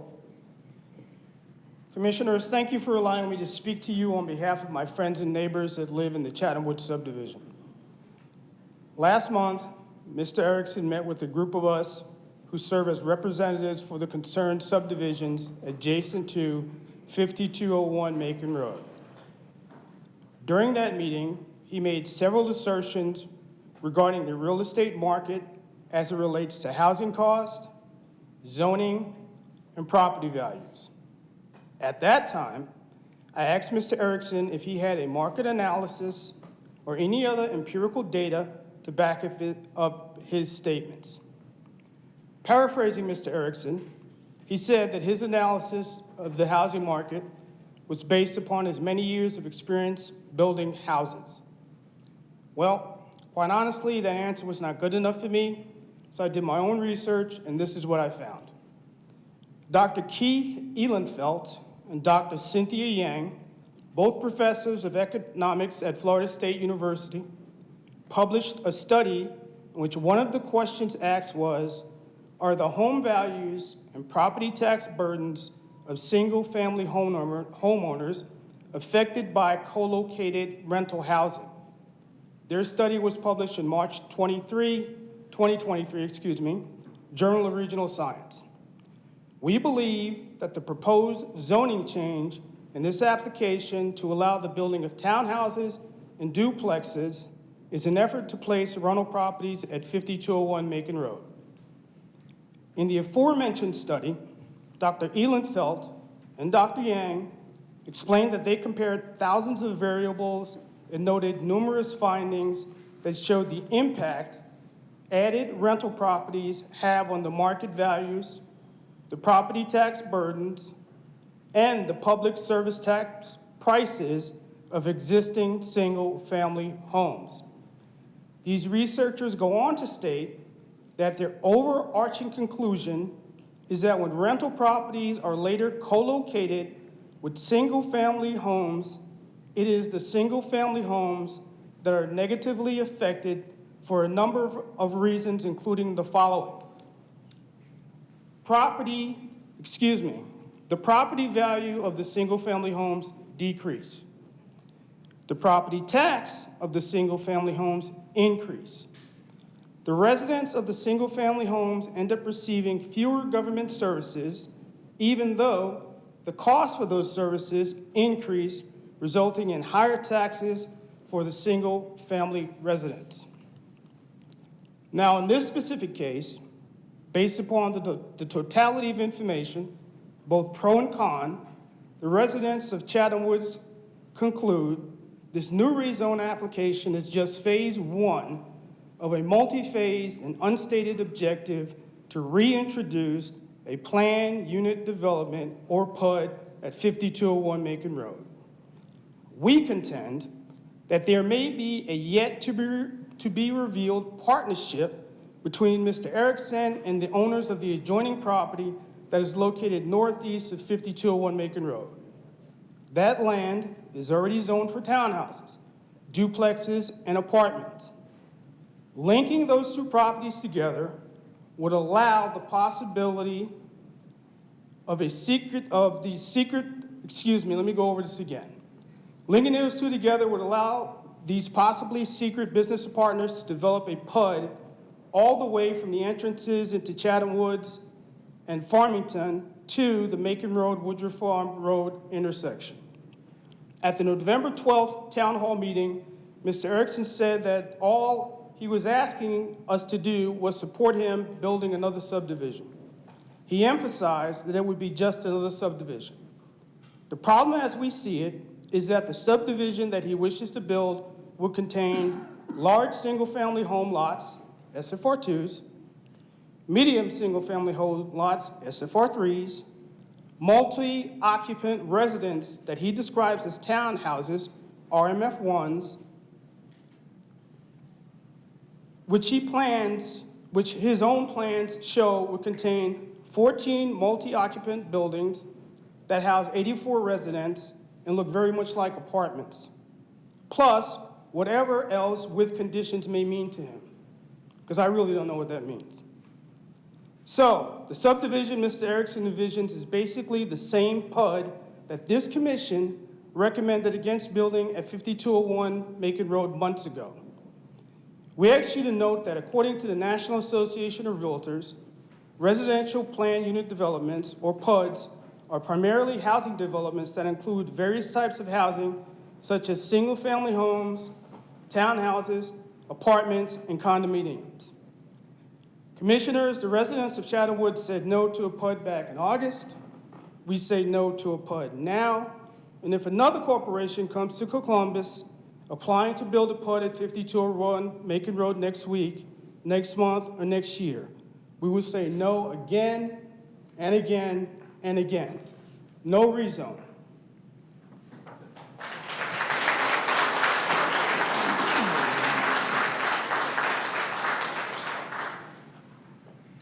Yes, sir. State your name and address for the record, please. Tony Marbois, 3616 Willow Bend Run. Thank you all for your participation in this citizen service and listening to our problems. I'm here specifically to represent Willow Bend Run.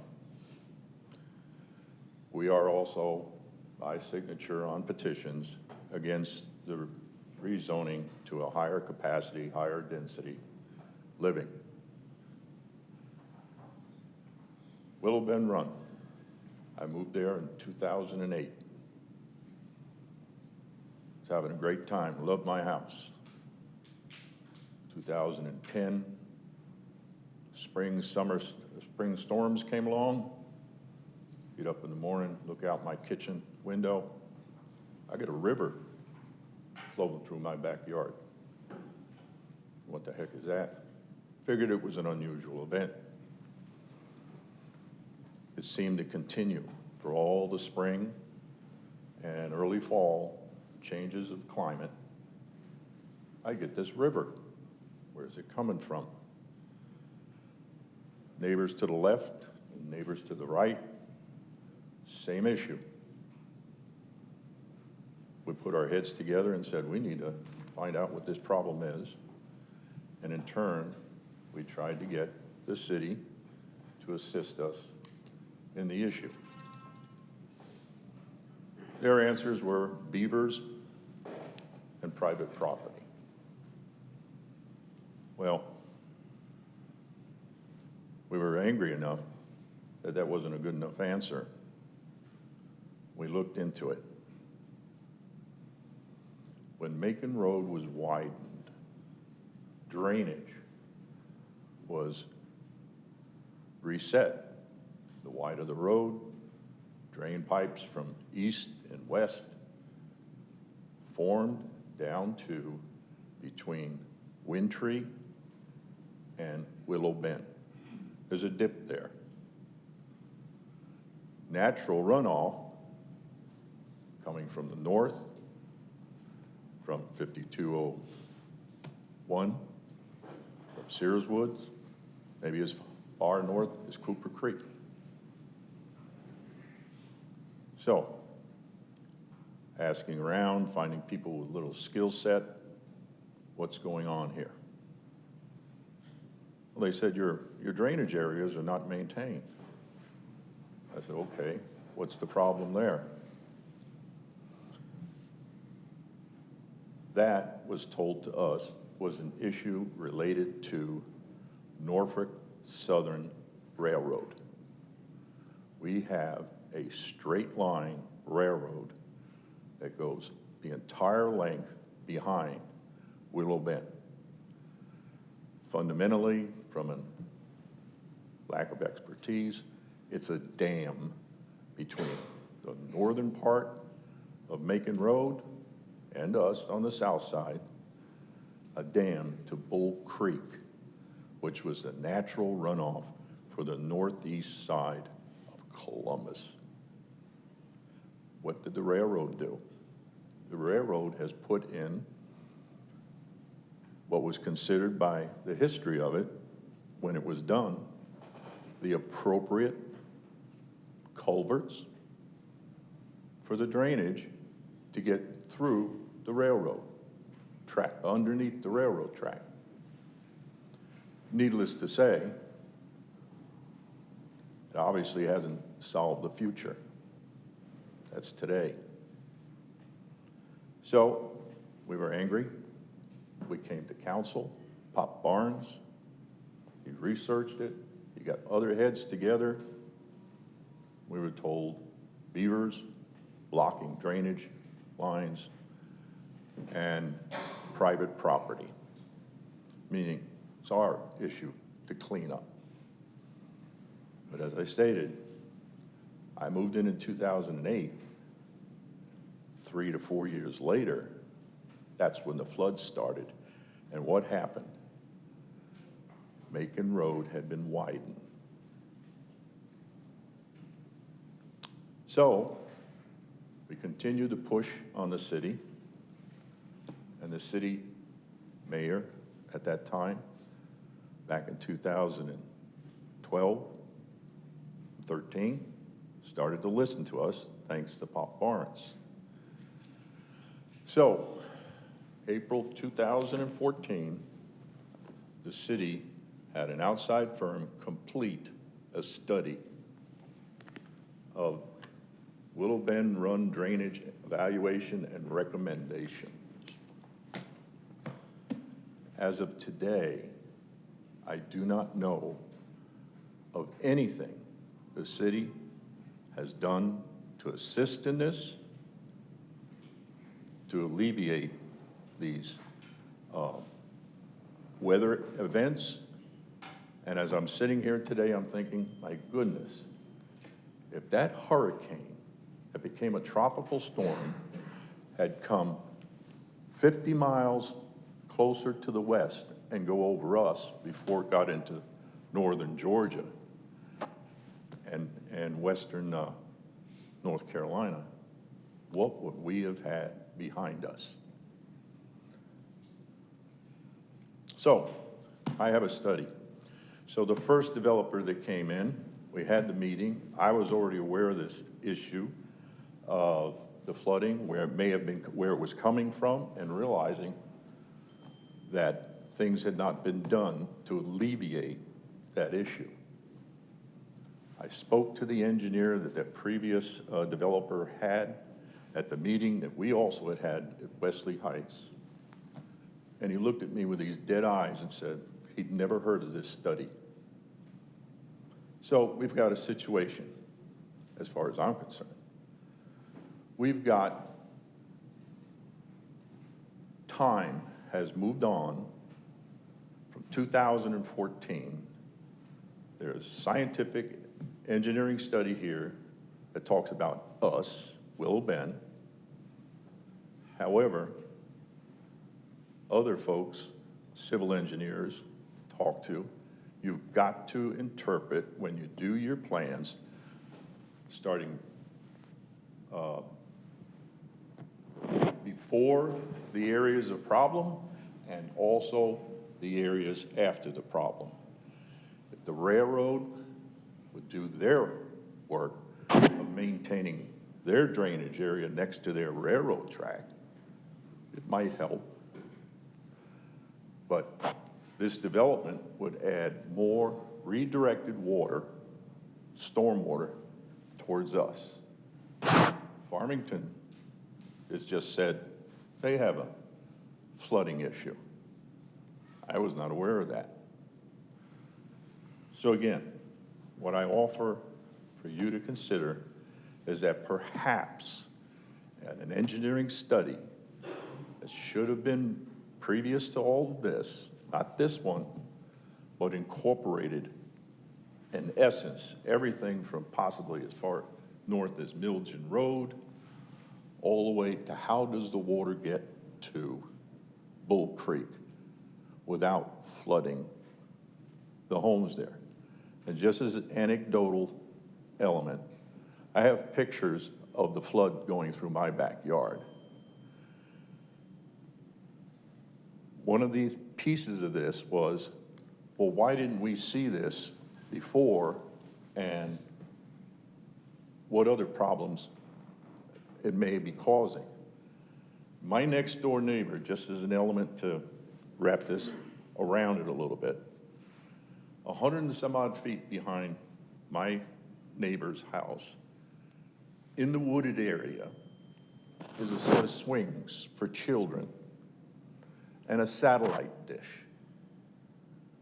As of today, they're still there, and that piece of property that the rainwater goes through stays muddy most of the time of the year. That element comes directly at my house in the fact that I'm one of the people that has just had to pay for my foundation to be stabilized.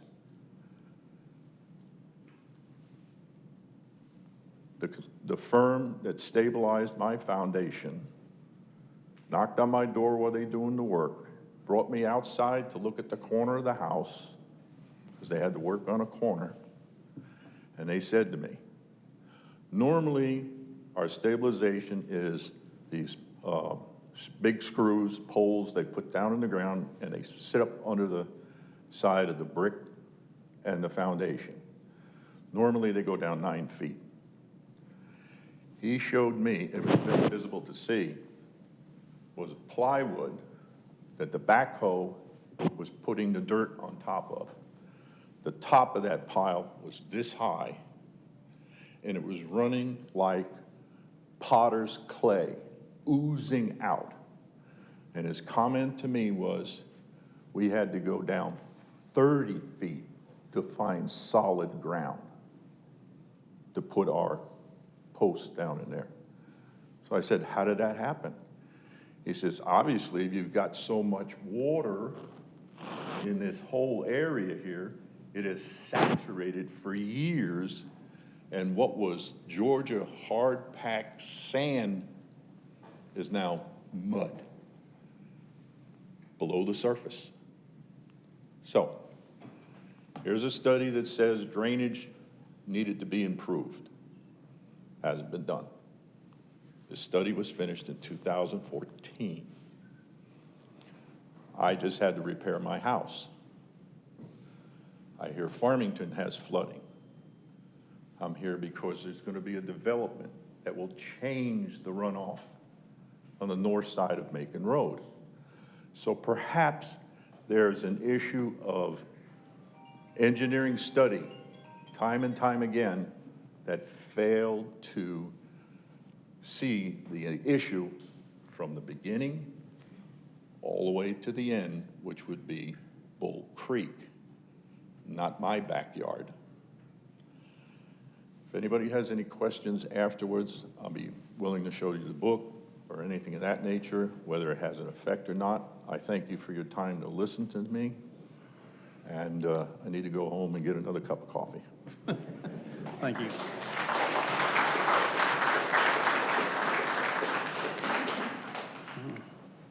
Can you state your name and address for the record, please, ma'am? My name is Donna Voynick. I live at 5055 Sedona Court in Sears Woods. I must be one of those elite people. I am a widow, and I'm still able to live in Sears Woods. I've lived in Columbus for 41 years, 25 in my present home, but before that, I lived at 4417 Bentwood Drive in Farmington for 16 years. I raised 2 children in these neighborhoods. I was the editor of the first newsletter that Farmington ever had. It's the Farmington Flash. I typed and distributed the first Farmington directory. My in-laws lived in Shenandoah Forest from its inception until they died. I have held every office in the Sears Woods Garden Club since I moved there, and I have been the treasurer of that association longer than I can remember. This is to let you know that I am vested in these 2 neighborhoods and what happens to them. Our subdivision hosted a meeting at Winton Church last Tuesday night, November 12th. Wintry, Farmington, Shenandoah Forest, Chatham Woods, Sheraton Forest, and Sears Pond North and South were represented. We had an agenda and procedures set up that were explained to us by the Sears Woods lead, Karen Gaskins. We could only speak when it was our turn with the microphone. We had to raise our hand and be issued the microphone.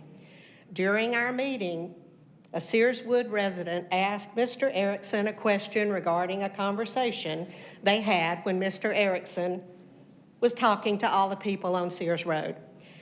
I'm in Sedona Court. I'm like Keith Parker. I'm as far removed from that as anybody could be, except that I'm affected by the traffic on Bondale and Sears Road, so I wasn't talked to.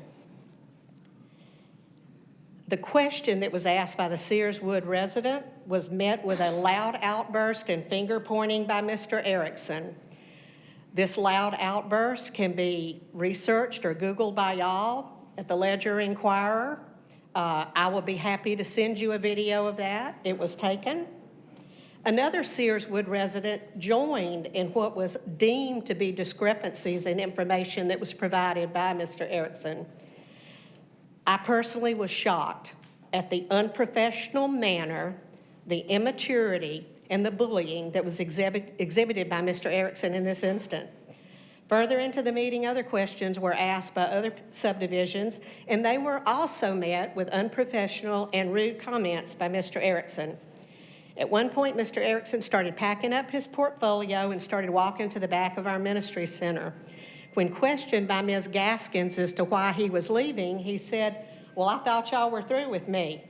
There were still questions being asked as he was packing up his stuff and putting his microphone down, and I was just shocked by the disrespectful nature. Mr. Erickson keeps talking about quality, and that's one of my main concerns. Do I want 5201 Macon Road being rezoned to FSR 3 with conditions? No. Do I want the zoning to stay exactly like it is for all the reasons that my neighbors have talked about? Yes. Do I want my fellow residents, as well as myself, to be treated in an unprofessional, immature, and disrespectful manner? No. Do I believe that there have been discrepancies in what has been told by Mr. Erickson to the residences on Sears Road and in Farmington? Yes. Do I believe that Mr. Erickson and Weiser Home is the best fit for building on that piece of property that is now zoned FSR 2? No. I'm sure Mr. Erickson has his story as well, but I felt like I had a voice in this. And all these people that are represented out here today, most of them have lived in this area for a long time. I have water problems at my house. My pool has actually come up, and it's way, way away from this flooding that Willowben was talking about. We have some issues out there. We need to leave the area zoned to SFR2, and if somebody wants to come in and build those type houses next to us and listen to us and be respectful of us and be someone that we can believe in, yeah, we're not opposed to progress, but we're opposed to this.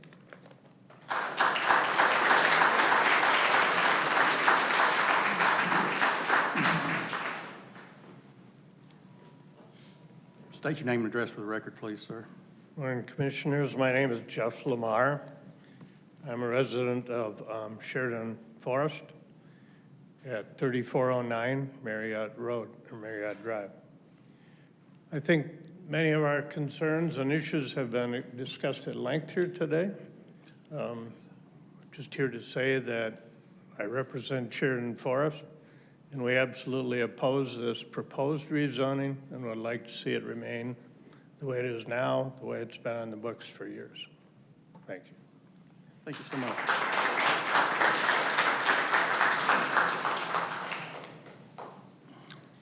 Rose Kennedy, 3800 Pondview Court.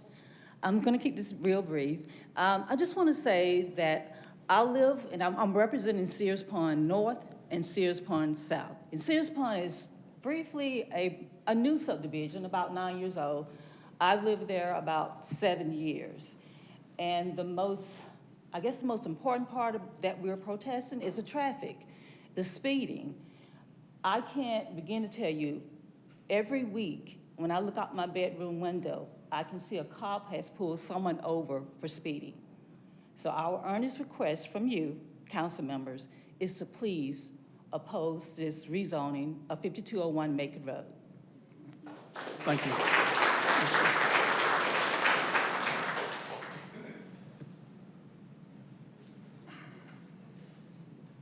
Good morning. Could you state your name and address for the record, please, sir? Yes, sir. My name is William Kimbrough. I live at 4300 Saddle Ridge Drive. Me and my wife, Beverly, she came to me one day and said that she had seen this house out there on Macon Road. And I'm looking at her, I'm saying, we already in a house. But when I went there and I looked at the expression on her face, I said, check it out. And we did. And she did. We've been in that home for 37 years. I have lived with the rats, the squirrels, the coon, and she even bought some snake away to put around the house recently. But they are my neighbors too, because for one, you know, I've been there 37 years. I have seen that, hadn't explained that to her. My concern when Mr. Erickson came to my home and talked to me the first time was that not opening up that cul-de-sac. Being on the corner of Macon Road and Saddle Ridge Drive, we have had 3 cars come up on our property. One almost took our bedroom out. The other one almost took our foyer and our den out. And the other one almost took my daughter's bedroom out. If it weren't for the hedge that held the bottom of the frame, it would have. It had rained those other 2 accidents. It could have been bad. And we was in the house when the one came in our bedroom, close to our bedroom.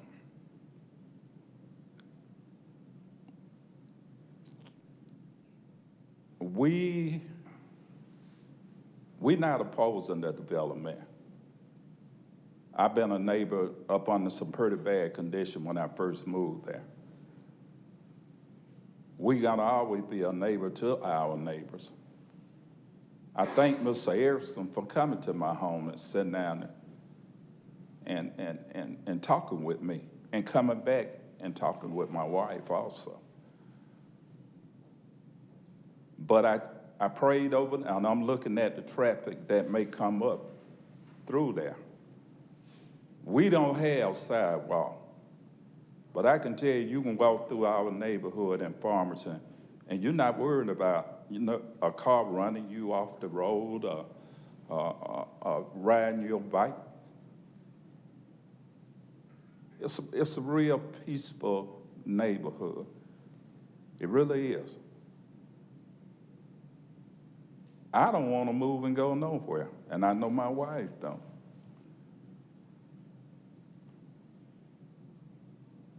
I'm asking y'all to really oppose that, because I really don't want those roads opened up. I mean, they're gonna be straightaways. And I'm asking the Planning Commission to help us with this. I have sent, you know, emails. My wife have also.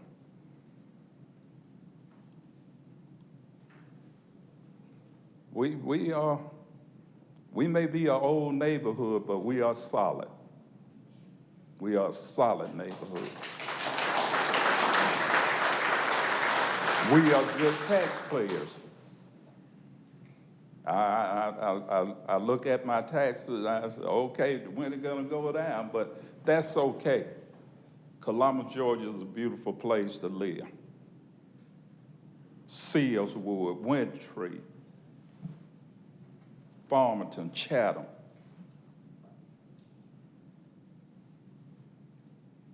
We solid. But I want to thank the council for giving me this opportunity to speak to y'all. I know I'm not on y'all agenda, but can't nobody speak for that piece of property at 4300 Sally Ridge Drive better than me because we lived through it, through the good times and the bad times. And I thank you this morning.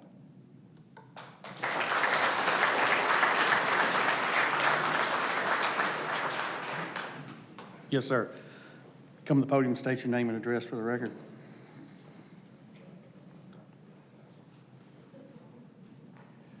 Ben Saxon, 4570 Sears Road.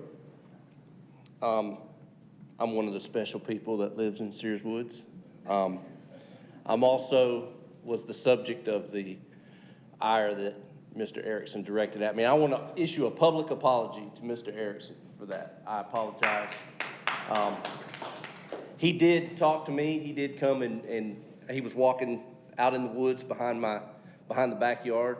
And initially, like some of the other people in here, I didn't really understand what it was that he wanted to build. And I was initially on board with it. But my house is directly against the wetlands back there. So his presentation was very good. I want to apply to some logic to all of the board. So does anyone, and I know you can't answer my question, but this is just a question to ponder. What is the percentage of vacant homes in Columbus? I did a little research. It's 20%. And that's citywide, okay?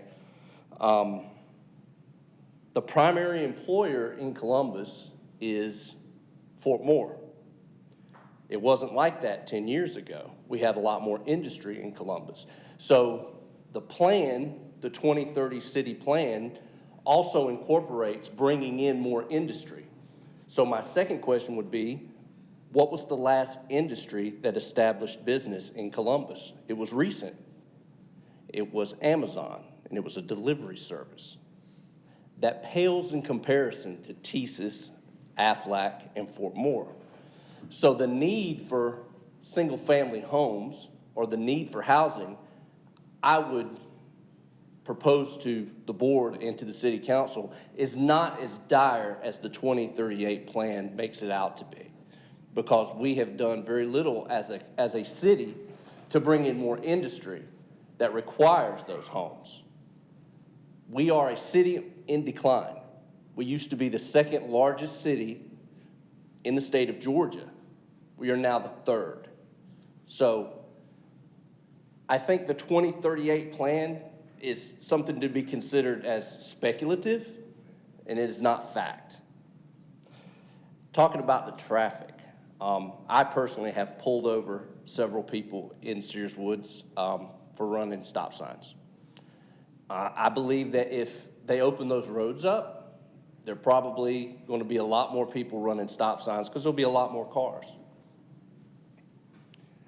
I'd like to close by saying I appreciate you taking the time to hear us out.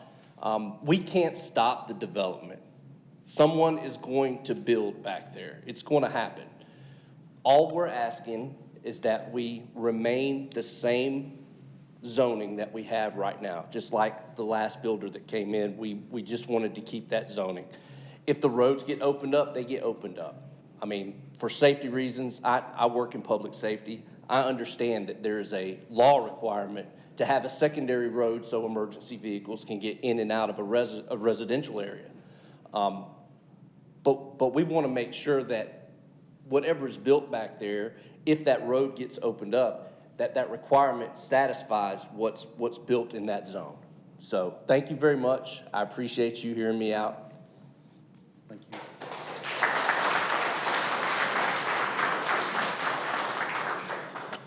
All right, Mr. Erickson. Oh, I'm sorry, ma'am. Come on up. Question for the builder. My name is Simi Barnes. I'm in Columbus, Georgia, 31906. I have a couple of questions for the builder. So if he could come up here, that would be great. I'm not in favor of this rezoning, and I know if my dad was here, he would not be in favor of it either, so I'm speaking on his behalf. As the community has already stated, they are in favor of it remaining at SFR2.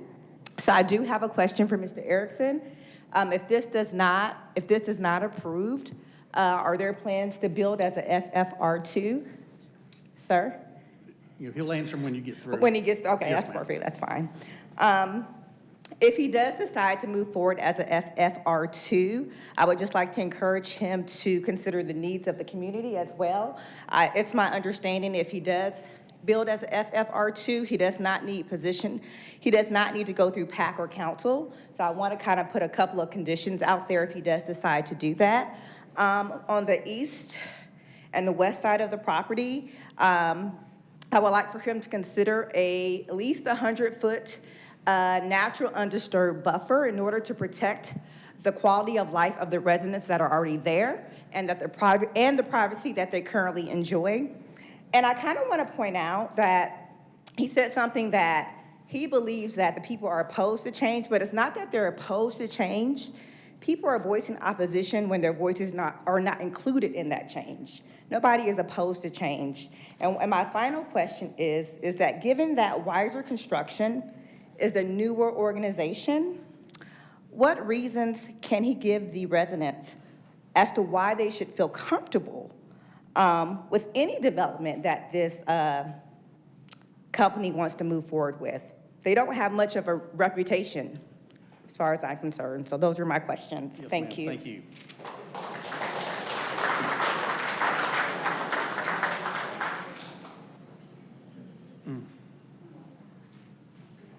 Yes, ma'am. State your name and address for the record, please, ma'am. I'm going to take just a second. Yes, My ma'am. name is Sharon Bunn. I live at 4014 Timberley. I don't say 5101 Yosemite because Carol, my sister, lives out there too. We're the oldest one in Sears Woods, age-wise, and 54 years has been a long time. But they don't realize I had several friends out there that had to take their pool out and spend a lot of money in 60s and 70 years old. That's a lot of money then. We got springs back in Sears Woods, several of them. And I don't know, Farmington or Windtree has those problems, but that water that's over there might be coming from my springs over in Sears Woods. But that's why I'm opposed to it. I don't need to find anybody else having problems with springs out there when they start digging. They need to find out if they got springs over that property before they do it. Thank y'all so much. Thank you.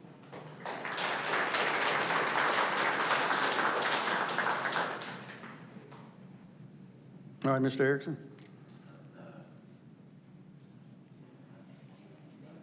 Oh, okay. Ma'am, have you got something to say? No. Yeah, you can come up here.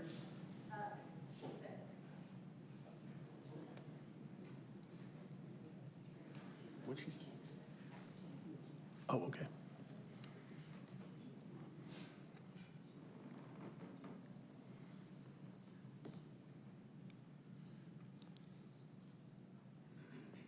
I hope you can hear me. Please excuse me not standing up.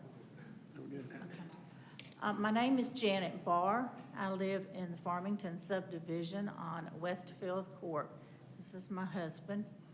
My question to you is, and something in consideration that nobody seems to be talking about, is that you have this body of earth right between Woodruff Farm Road and the 5201 areas that we see, or someone has said, is already marked as apartments. So my question to you is okay, so when is this going to be developed? It's already told it's going to be apartments, but when is this going to be developed? And also, why couldn't the two developers work together and have access for traffic to go out Woodruff Farm Road? So, I mean, it's just a matter of people working together.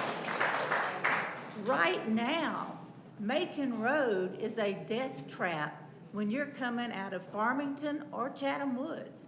You're gonna add another entry and exit, right, just 50 feet away for the 5201, and now you've got theirs that is right at the top of a hill. that nobody can see, cars can't see until you reach a certain amount. And it's just like with Farmington, have a little bit of a buffer, because by the time they see that there is cars coming out of Farmington, they could at least slow down the ones that aren't speeding. It is a speed trap over there. But my question to you is, why not give some consideration? It's not like we're not trying to work with you. We are trying to work with you.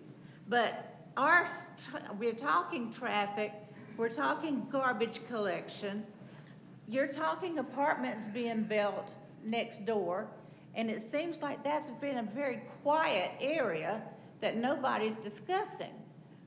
I just suggest people work together. Let the traffic be funneled the best way it can be funneled, which would be on a lesser density road of Woodruff Farm Road. And that's just my 2 cents. Thank you.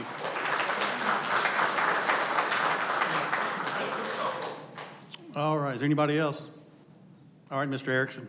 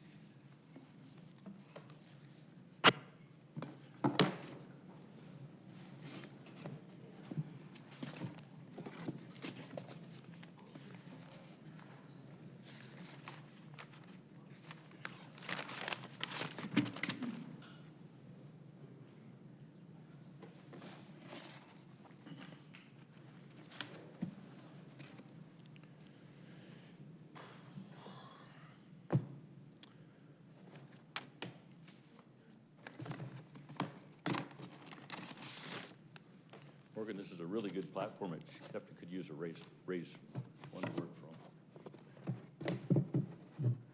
from. Okay, that was a lot of stuff to answer. I will try to be concise and as quick as possible. None of us wants to be here past noon. To the lady who just spoke a moment ago with regard to Woodruff Farm Road, the whole purpose of my initial meeting with the leaders of the HOAs, as I said purposely, was to try to find that common ground. I've been doing development a long, long time. 30 years in Columbus, roughly 5,000 houses, myself and my team. I didn't do them all by myself. 5,000 houses and a lot of rezonings. Probably been involved in 25 zonings. 3 or 4 of them were monster size and very noisy. We'll talk about that in a little bit. But with regard to Woodruff Farm Road, I have approached the Waddell family group that owns the RMF2 to our east. I said that at the community meeting last week. There is some logic in working with those together because it's already there. It's going to happen. So at least wanted to discuss the option. It was discussed for maybe 5 or 10 minutes. I had kind of a general idea of my proposal.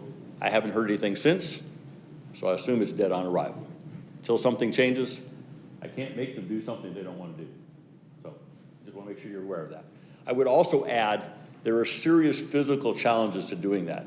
The drainage coming down from generally the direction of Publix towards Macon Road is a big drainage. At flood level, I'm speculating it's 200 feet wide. The bridge to go over that has to be at least as big as the bridge going over Macon Road over that same area. I took a quick look at it. I think it was a triple barrel, maybe a 4-barrel concrete bridge. It would probably be at least $500,000 just to get across that drainage. That's a very, very difficult thing to do. So it's a viable idea, but economically it's really hard to make that happen.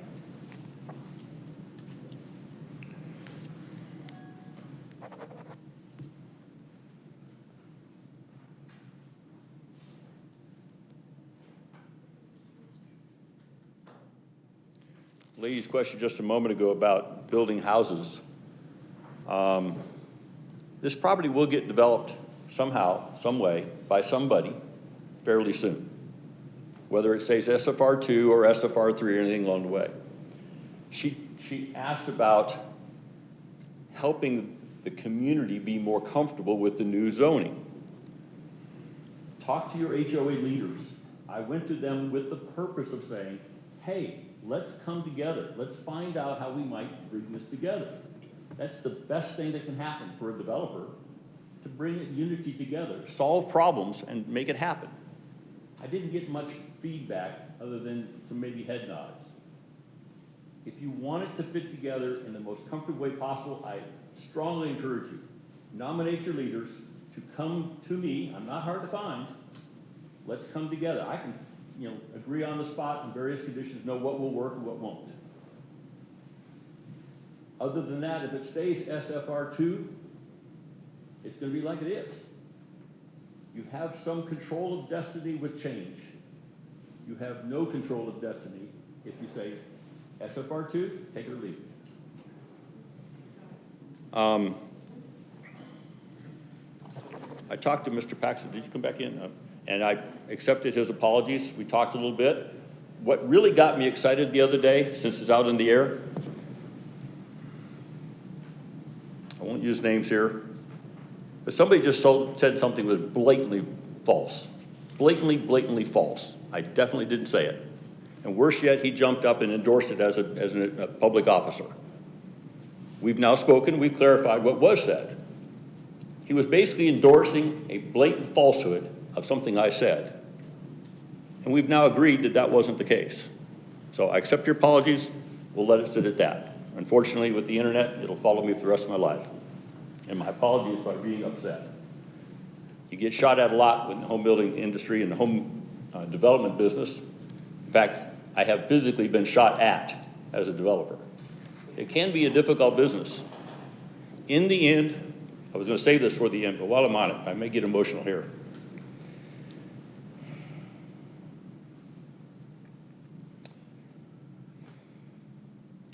There's nothing more noble than building a house for somebody who deserves a house.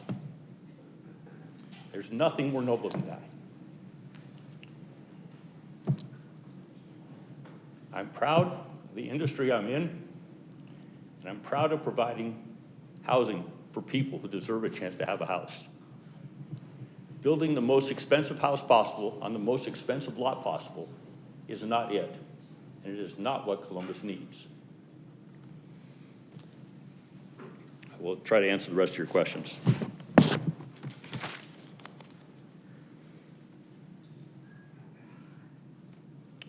I'd like you to notice you basically have half the room. It might have been 2/3 of the room originally. This was standing room only, and people well out in the halls before. So clearly, single-family residential for sale, even with some townhomes on the edges of it, is way more acceptable than it was before. Yeah, big community. A lot of people got some time. They can come sit in a public meeting for 3 hours.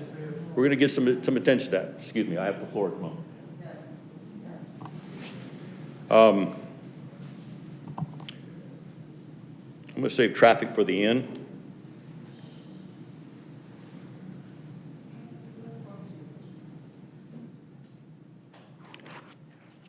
I'd like to read a segment that I kind of glossed over and really didn't touch. But it was stated correctly, I think it might have been Mr. Parker, Mr. Mabry. Zoning legally is not to control somebody's property. And the neighbors don't get to put enough voices in the air and make somebody do something or not be able to use their property. Zoning has a completely different answer. Let me read that for you. In my research, zoning actually started in the early 1900s in Southern California. It was closely associated with oil wells being drilled yards away from houses in Southern California. That was where the origin of zoning came from. Zoning is intended to separate incompatible uses. Heavy industry creating toxic fumes, hostile work environments, extra noise, things like that, next to residential. that would be an incompatible use. You wouldn't put a cyanide production company right next to a residential subdivision. Incompatible uses. But houses next to houses is routine and ordinary all the time. Houses next to apartments, pretty ordinary as well. I showed you that previously. Zoning is the process of legally ratifying parts of the comprehensive plan. It applies to the whole city equally. The rule of thumb is the property owner is entitled to the highest and best use of their property within the legal limits of zoning, which is a legislative process, which is intended to separate incompatible uses. In fact, it requires a very high standard to deny a property owner reasonable use of their property and zoning request, which is consistent with the comprehensive plan, as I highlighted previously.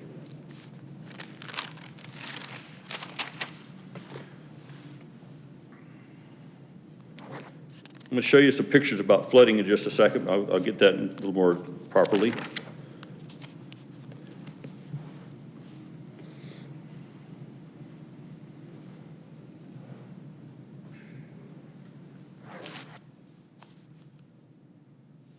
Mr. Foster, my apologies, but your research started out specifically saying that your facts were related to rental houses and rentals in the community pulling down property values. That doesn't play here. This is for sale. And you can try to equate that single family is going to eventually become a PUD, eventually going to become a rental community all you want, but that's not the facts. Any property in the whole city of Columbus can be rezoned again if they want to and go through the same process. Just because it's something today, you could apply the same thing to Sears Woods today. If somebody came in and wanted to rezone their property to RMF2 and put a duplex on it or triplex, they have the right to make that application. They may not get it approved because it's not consistent with the comprehensive plan. That zoning would probably be turned down. If it was true that a new rezoning next to existing houses and new construction next to those houses was proven to pull down property values consistently, there would never be a rezoning again in Columbus, Georgia. And it's been going on in Columbus, Georgia for a long, long, long time, and nobody's proven that fact yet. So the myth, and it is a myth, that rezoning and new construction coming in next to existing construction is going to pull down property values, it is a myth. Sasquatch walked by last week. I saw it. We all know that's not true. That myth is not true either.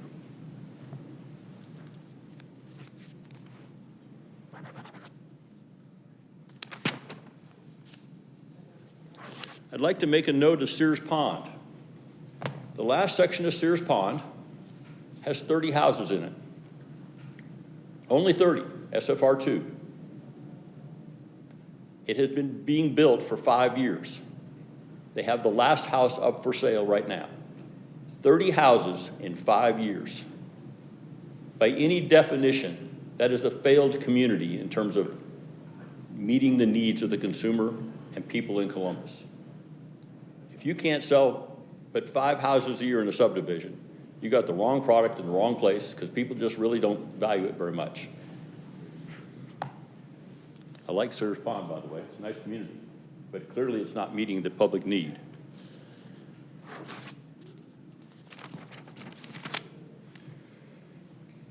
So, first of all, let's talk a little bit about flooding.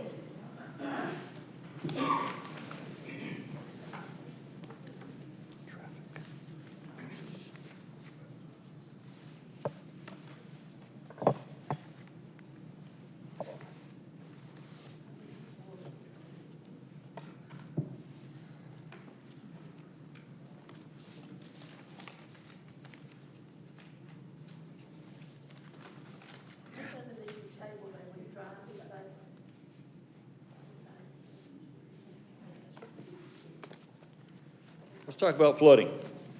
The single biggest problem in this region about flooding is maintenance. People aren't doing maintenance. The city's not doing maintenance. One of the good things that comes out of rezoning discussions and rebuilding, the city usually just perks up a bit, starts paying attention. city councilor's got a bigger mallet to tap on things and cause things to happen. Happened in a lot of places I've worked at. So this is bent wood. Can you see that right there? Mr. Derby, you're lightly in construction to some degree. Do you know what I'm looking at? That is a storm pipe at the northeast corner. Let me see if I can show you that map there. There you go, just what I'm looking for. That's a storm pipe right here in this corner here, that little drainage. This is a storm pipe that came out, the city came out and did some work to, apparently 2 years ago. And what you're seeing is this fabric right here, put over the end of that pipe. It's done there for a reason. After you initially do the work, you stir up a lot of dirt. You don't want the dirt to go into the creek, into the pipe, into the creek, and on from there. It's done for a good reason, but it's not supposed to stay there. As a result, I think that was a 24-inch pipe, if I recall, 24-inch concrete pipe. It's probably got about 8 or 10 square inches of flowing space. You can see a little hole up there at the top. I'll blow it up for you and show it a little bit. There's a little hole up at the top and a little hole over there on the right. This thing's going to flood like crazy every time you get any normal rain. There's a reason why they're getting flooding at the end of the street. Somebody needs to go in there with a razor knife and cut it open. I don't own the property and I don't have the right to do it, but as soon as we get going, I'm going to go over there and take care of it myself. But that's not the only case.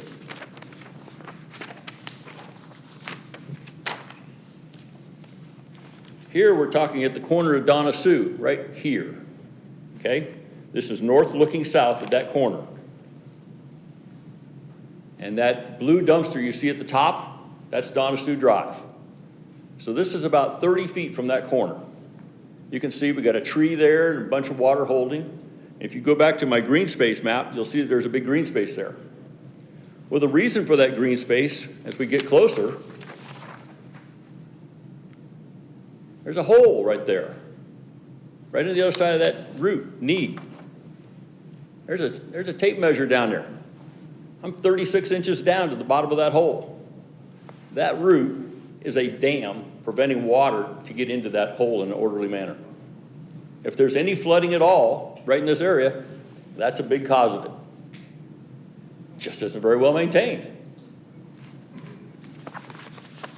A little bit of attention to detail at several levels will solve a lot of problems. That's not a reason to deny a piece of property from being rezoned. There's more details I can talk about in Westfield Court. There's Mr. Diaz or Diaz, I don't remember for sure, D-I-A-Z. He has a legitimate flooding problem. Has nothing to do with anything we're talking about here, except for the fact, I'm gonna blow this up here. Down there at the end of that, where it says Westfield right there dead center, there's a pipe that runs along this red line, north-south. I got a picture of it separately, but I'm not gonna dig for it. Has, if I recall, a 42-inch pipe coming out there, going to this big open area. One, I suspect that big open area has not been maintained for a long time. So water has a hard time getting out of the pipe and then continue to flow. Okay, two, that 42-inch pipe is the same 42-inch pipe that starts way up here. But Mr. Diaz has the inconvenience of being at this intersection. He's got a 24 that comes down here and then works across over to the red. When the 42-inch pipe is at full volume, the 24 coming from his house can't get in to add on to it. Guess it backs up, and that intersection right there, it gets flooded. City of Columbus needs to come out there and do some fixing. By my amateur engineering, I've got enough exposure to it over the years, if they were to come in and fix 20 feet of pipe and change that 42 to a 56, solve the whole problem. Paying attention to details will solve problems. It doesn't have anything to do with stopping a rezoning that's otherwise logical to do. That's an off-site problem. So in general, I summarize the opposition today by the neighbors, much like it was with the PUD. Traffic, traffic, traffic, concern about Reese Road School, and generally speaking, things under the category of, we just don't want it. Well, don't want it is not a reason to turn down a piece of property. Reese Road School was not mentioned this time, but I'll bring it up. Previously, it was dark in the morning. Well, I've been out there at 6 o'clock in the morning twice around the school. Looked like it was pretty well lit to me. But if that's an issue, then ask the city to put up some more lights. Cost some money, not that unreasonable. It's fixable. If there's not enough children walking signs in the area, put them up. They cost about $100 a pop, easy to fix. So let's talk about traffic.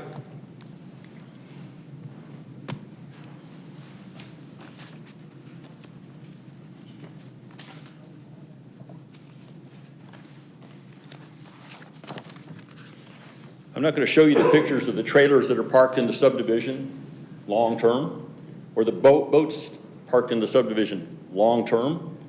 For all the discussion about there's too much traffic and it's too dangerous, leaving those things there clearly says it's not that busy. I think it was Mr. Ezel that talked about the fact that they walk in their streets. They run in their streets. They have strollers going up and down the streets. Sears Road in particular, and I've seen them quite a bit. Very nice street, real pretty.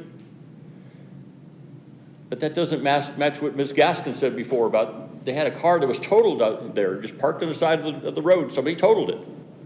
Or the mailbox that got ran over by a car. Or the chunk of concrete that was taken out right in front of her house.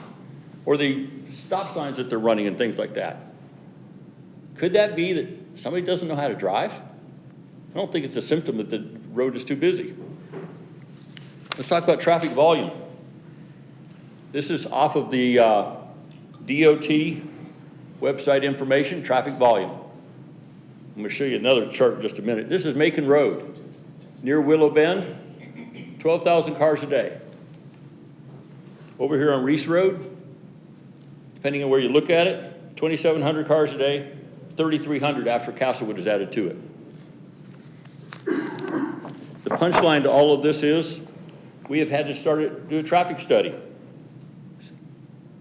Here's a traffic study, the preliminary information. Morgan received a copy of this as well. The traffic study in total will be ready in about 10 days or so, we hope. Macon Road, designed for capacity of 32,000 cars a day. It's at 12,000 cars a day now. It's got lots of capacity. And if the houses aren't here, they'll be further up the road somewhere else, and they'll still be coming up and down that corridor. It won't change anything. Reese Road, 10,000 car a day capacity, currently at 2,800. Not being used very much. I think the word was horrendous, that the traffic on Reese Road would be horrendous. Facts don't add up. Sears Road at the intersection of Yosemite, which is what the text is up further up there, 740 cars a day on a road capable of 5,000 cars a day. I personally sat a block and a half from there so I could watch that intersection on 2 different occasions, once in the morning, once in the evening at rush hour. I saw about a car a minute over an hour, 60 cars in an hour. That's about right. That's a modest amount of traffic, very modest. Let's think about that. We're standing here right now, a car just went by. Okay. Damn, I could walk across the street 4 or 5 times here, I think. Long time, a minute. It's 30-mile-an-hour speed limit. There's a lot of traffic. You can go at 30 miles an hour. That's only 15 seconds. Long spacing between cars, even at 60 cars an hour. That's peak volume.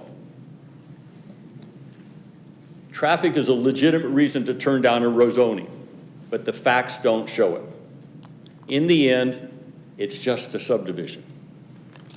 I'm going to cut to the chase. I think I've made my case as well as I can. This is a well-designed project. It fits into the neighborhood characteristics just fine. It's consistent with the comprehensive plan. It meets the needs of what the city needs for housing. It's already zoned. It's going to get rebuilt by somebody somehow. I made the comment to Mr. Paxton, be careful what you ask for. Because if it doesn't change, you may not like what you get. I won't reveal the source, but there is a national public builder hawking Columbus, Georgia really hard. You want to see new levels of construction that's cost effective and what people will pay for? The public builders do not care. You might as well bring a steamroller to a playground. They're going to run it over. And housing as we know it in Columbus, Georgia might be a radically different thing if you leave it like it is. I think we have a good project, well-designed, well-crafted to take advantage of the contours of the land, the apartments that are already slated to happen to the east, and integrate well with the neighborhood. I entertain any of your questions if you want to clarify them. Other than that, I ask for your support. Yes, Ms. Thomas. How are you doing, sir? I'm not a builder, far from it. But tell me the difference in what is zoned now and what you're trying to anticipate on rezoning. Is it that you get more houses for the one that you want, less for the one that it is? Help me to understand so that I can get a clear view, please. Excellent question. Thank you very much. An SFR2 lot, generically, the smallest you can have is 75 feet wide and 135 feet deep. You have to have the 75, and 135 gets you to the 10,000 square foot requirement, which are the two key factors for SFR2. The challenge is that new homes today do not use that much space. New homes today, if you go out to the newer sections of Columbus, you'll find that they are a smaller left to right dimension. They're typically 40 to 48 feet wide. They're much more stacked, two-story houses, than they are wide ranches. Wide ranches actually cost more, typically about 10% more per foot. So if you do a 3,000 square foot house this way, or a 3,000 square foot vertically, it's gonna cost a chunk more, probably $30,000 more to go long and wide. That's why builders don't do that very often anymore. And as a result, if you require the 75-foot lot, you have to build a lot that's 25% bigger just because. And I was quoted in the paper the other day, and it's accurate. Customers that I have built for, and I've built for a lot of them, as I just told you, they're looking for more house, not more lot. And given the amount of money that they can spend, 9 out of 10 of them are going to go for the more house vertical than spend it on that land. They will almost never do the big lot and the vertical at the same time. It just doesn't happen. We occasionally have an oversized lot in a subdivision, and we put a premium on it because, you know, it's got a lot more expense in it, and it'll sell with something eventually, but you won't sell it very often. Much like the Sears Pond North discussion. 6 houses per year over 5 years, that's a really slow pace. And unfortunately, the first thing people show us is about greed and making money and whatnot. You have to make money, and otherwise you aren't gonna be in business. You can't stay in business as a charity for long. And if it doesn't pencil, the banks won't bank it. And if the banks don't bank it, it's not gonna happen. Did I answer your question? Well, you answered part of it, but you're talking about going up. I mean, I'm a senior citizen, and a lot of us can't deal with elevation as far as going up steps. It's kind of hard, you know, we just don't do steps. A lot of us have moved out of our homes to a one level because of the steps. And you're saying that they want to go up and not out. Yes, ma'am. Even for a master down plan, I was not going to use this, but I think it serves your question. This plan here, I think that's 42 feet wide. You can measure from corner to corner on the garage. That's typically about 21 feet as an approximate number. There are plans like this that have the master bedroom on the first floor, which would be specifically designed for somebody like yourself. If you had a customer who is mid-40s to 60, many times they want a nice house. They want a nice great room. They want a nice kitchen. They want a master bedroom down.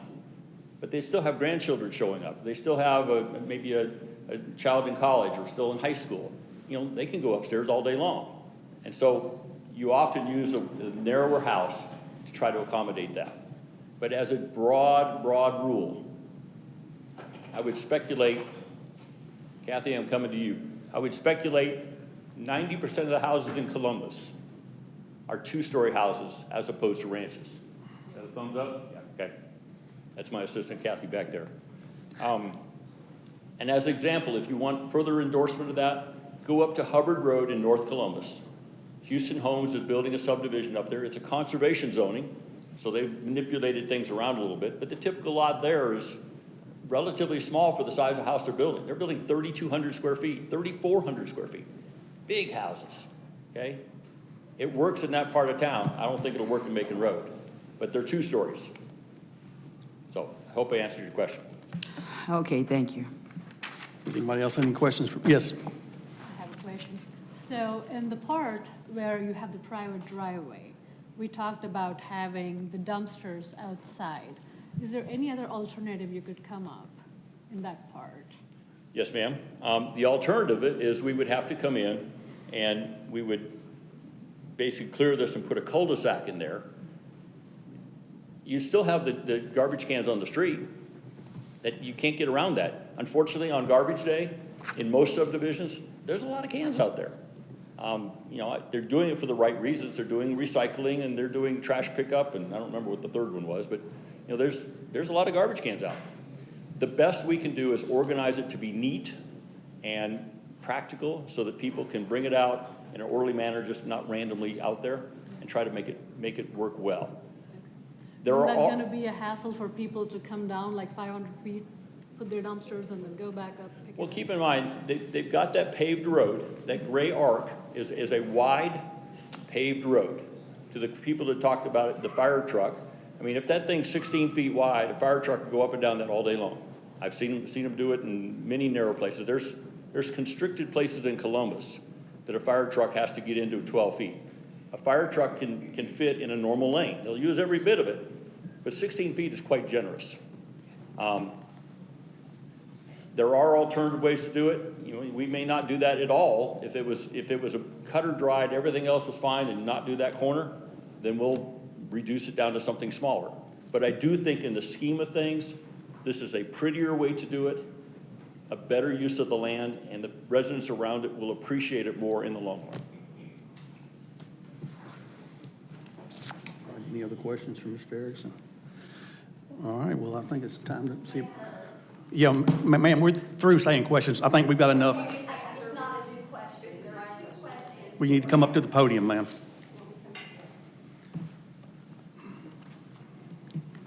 I'm sorry, my name is Gloria Jenks, and I live at 4500 Sears Road. This is not new information. This is 2 questions that was asked previous that we have not received the answers to. First of all, we have concerns about Wiser Homes. The only research that I can find, I see nothing about them prior to February of this year, and it's very, very little. If you Google them, I find nothing. So we'd like to know about Wiser Homes.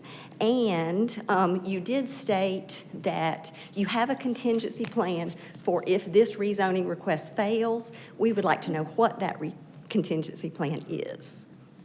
And may I, well, no, I won't ask, I won't add anything new. I said I would.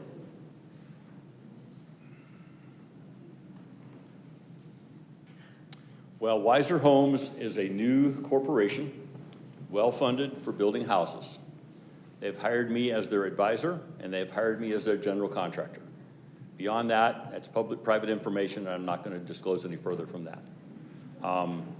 The contingency plans of what happens if it doesn't get rezoned, there's a lot of things that could happen. One, it may get developed as SFR2. We'll see if we can figure out whether a different product may have some chance of success. But if our chance of success is 5 houses a year, we're not going to be there. Somebody else will be there.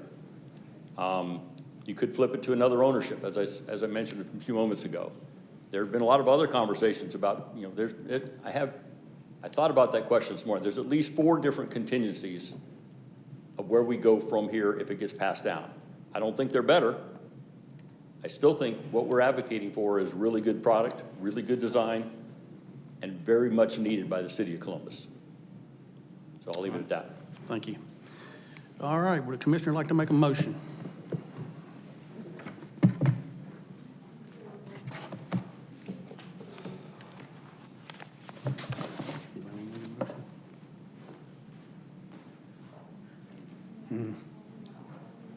Go ahead, Mr. Baker.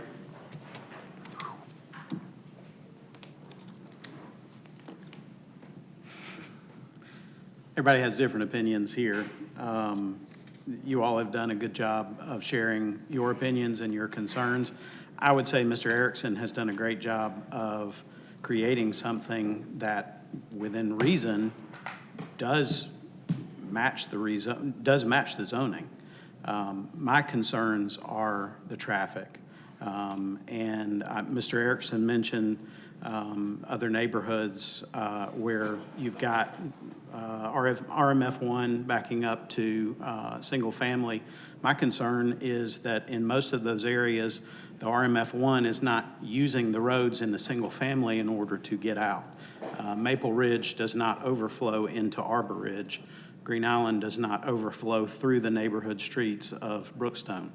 I think this would be a fantastic place for single family, but my concern is the travel through that and the mixed use between both of these and what that means for the neighborhood. So with that, I recommend that this is denied, but Mr. Erickson has the right for this to go to the city council, where people who have been elected to serve you can vote on this, and he has every right to do that. So I recommend that we deny this. Do I get a second? All right, all in favor, raise your right hand of denial. All right, all those approve? All right. It's been denied.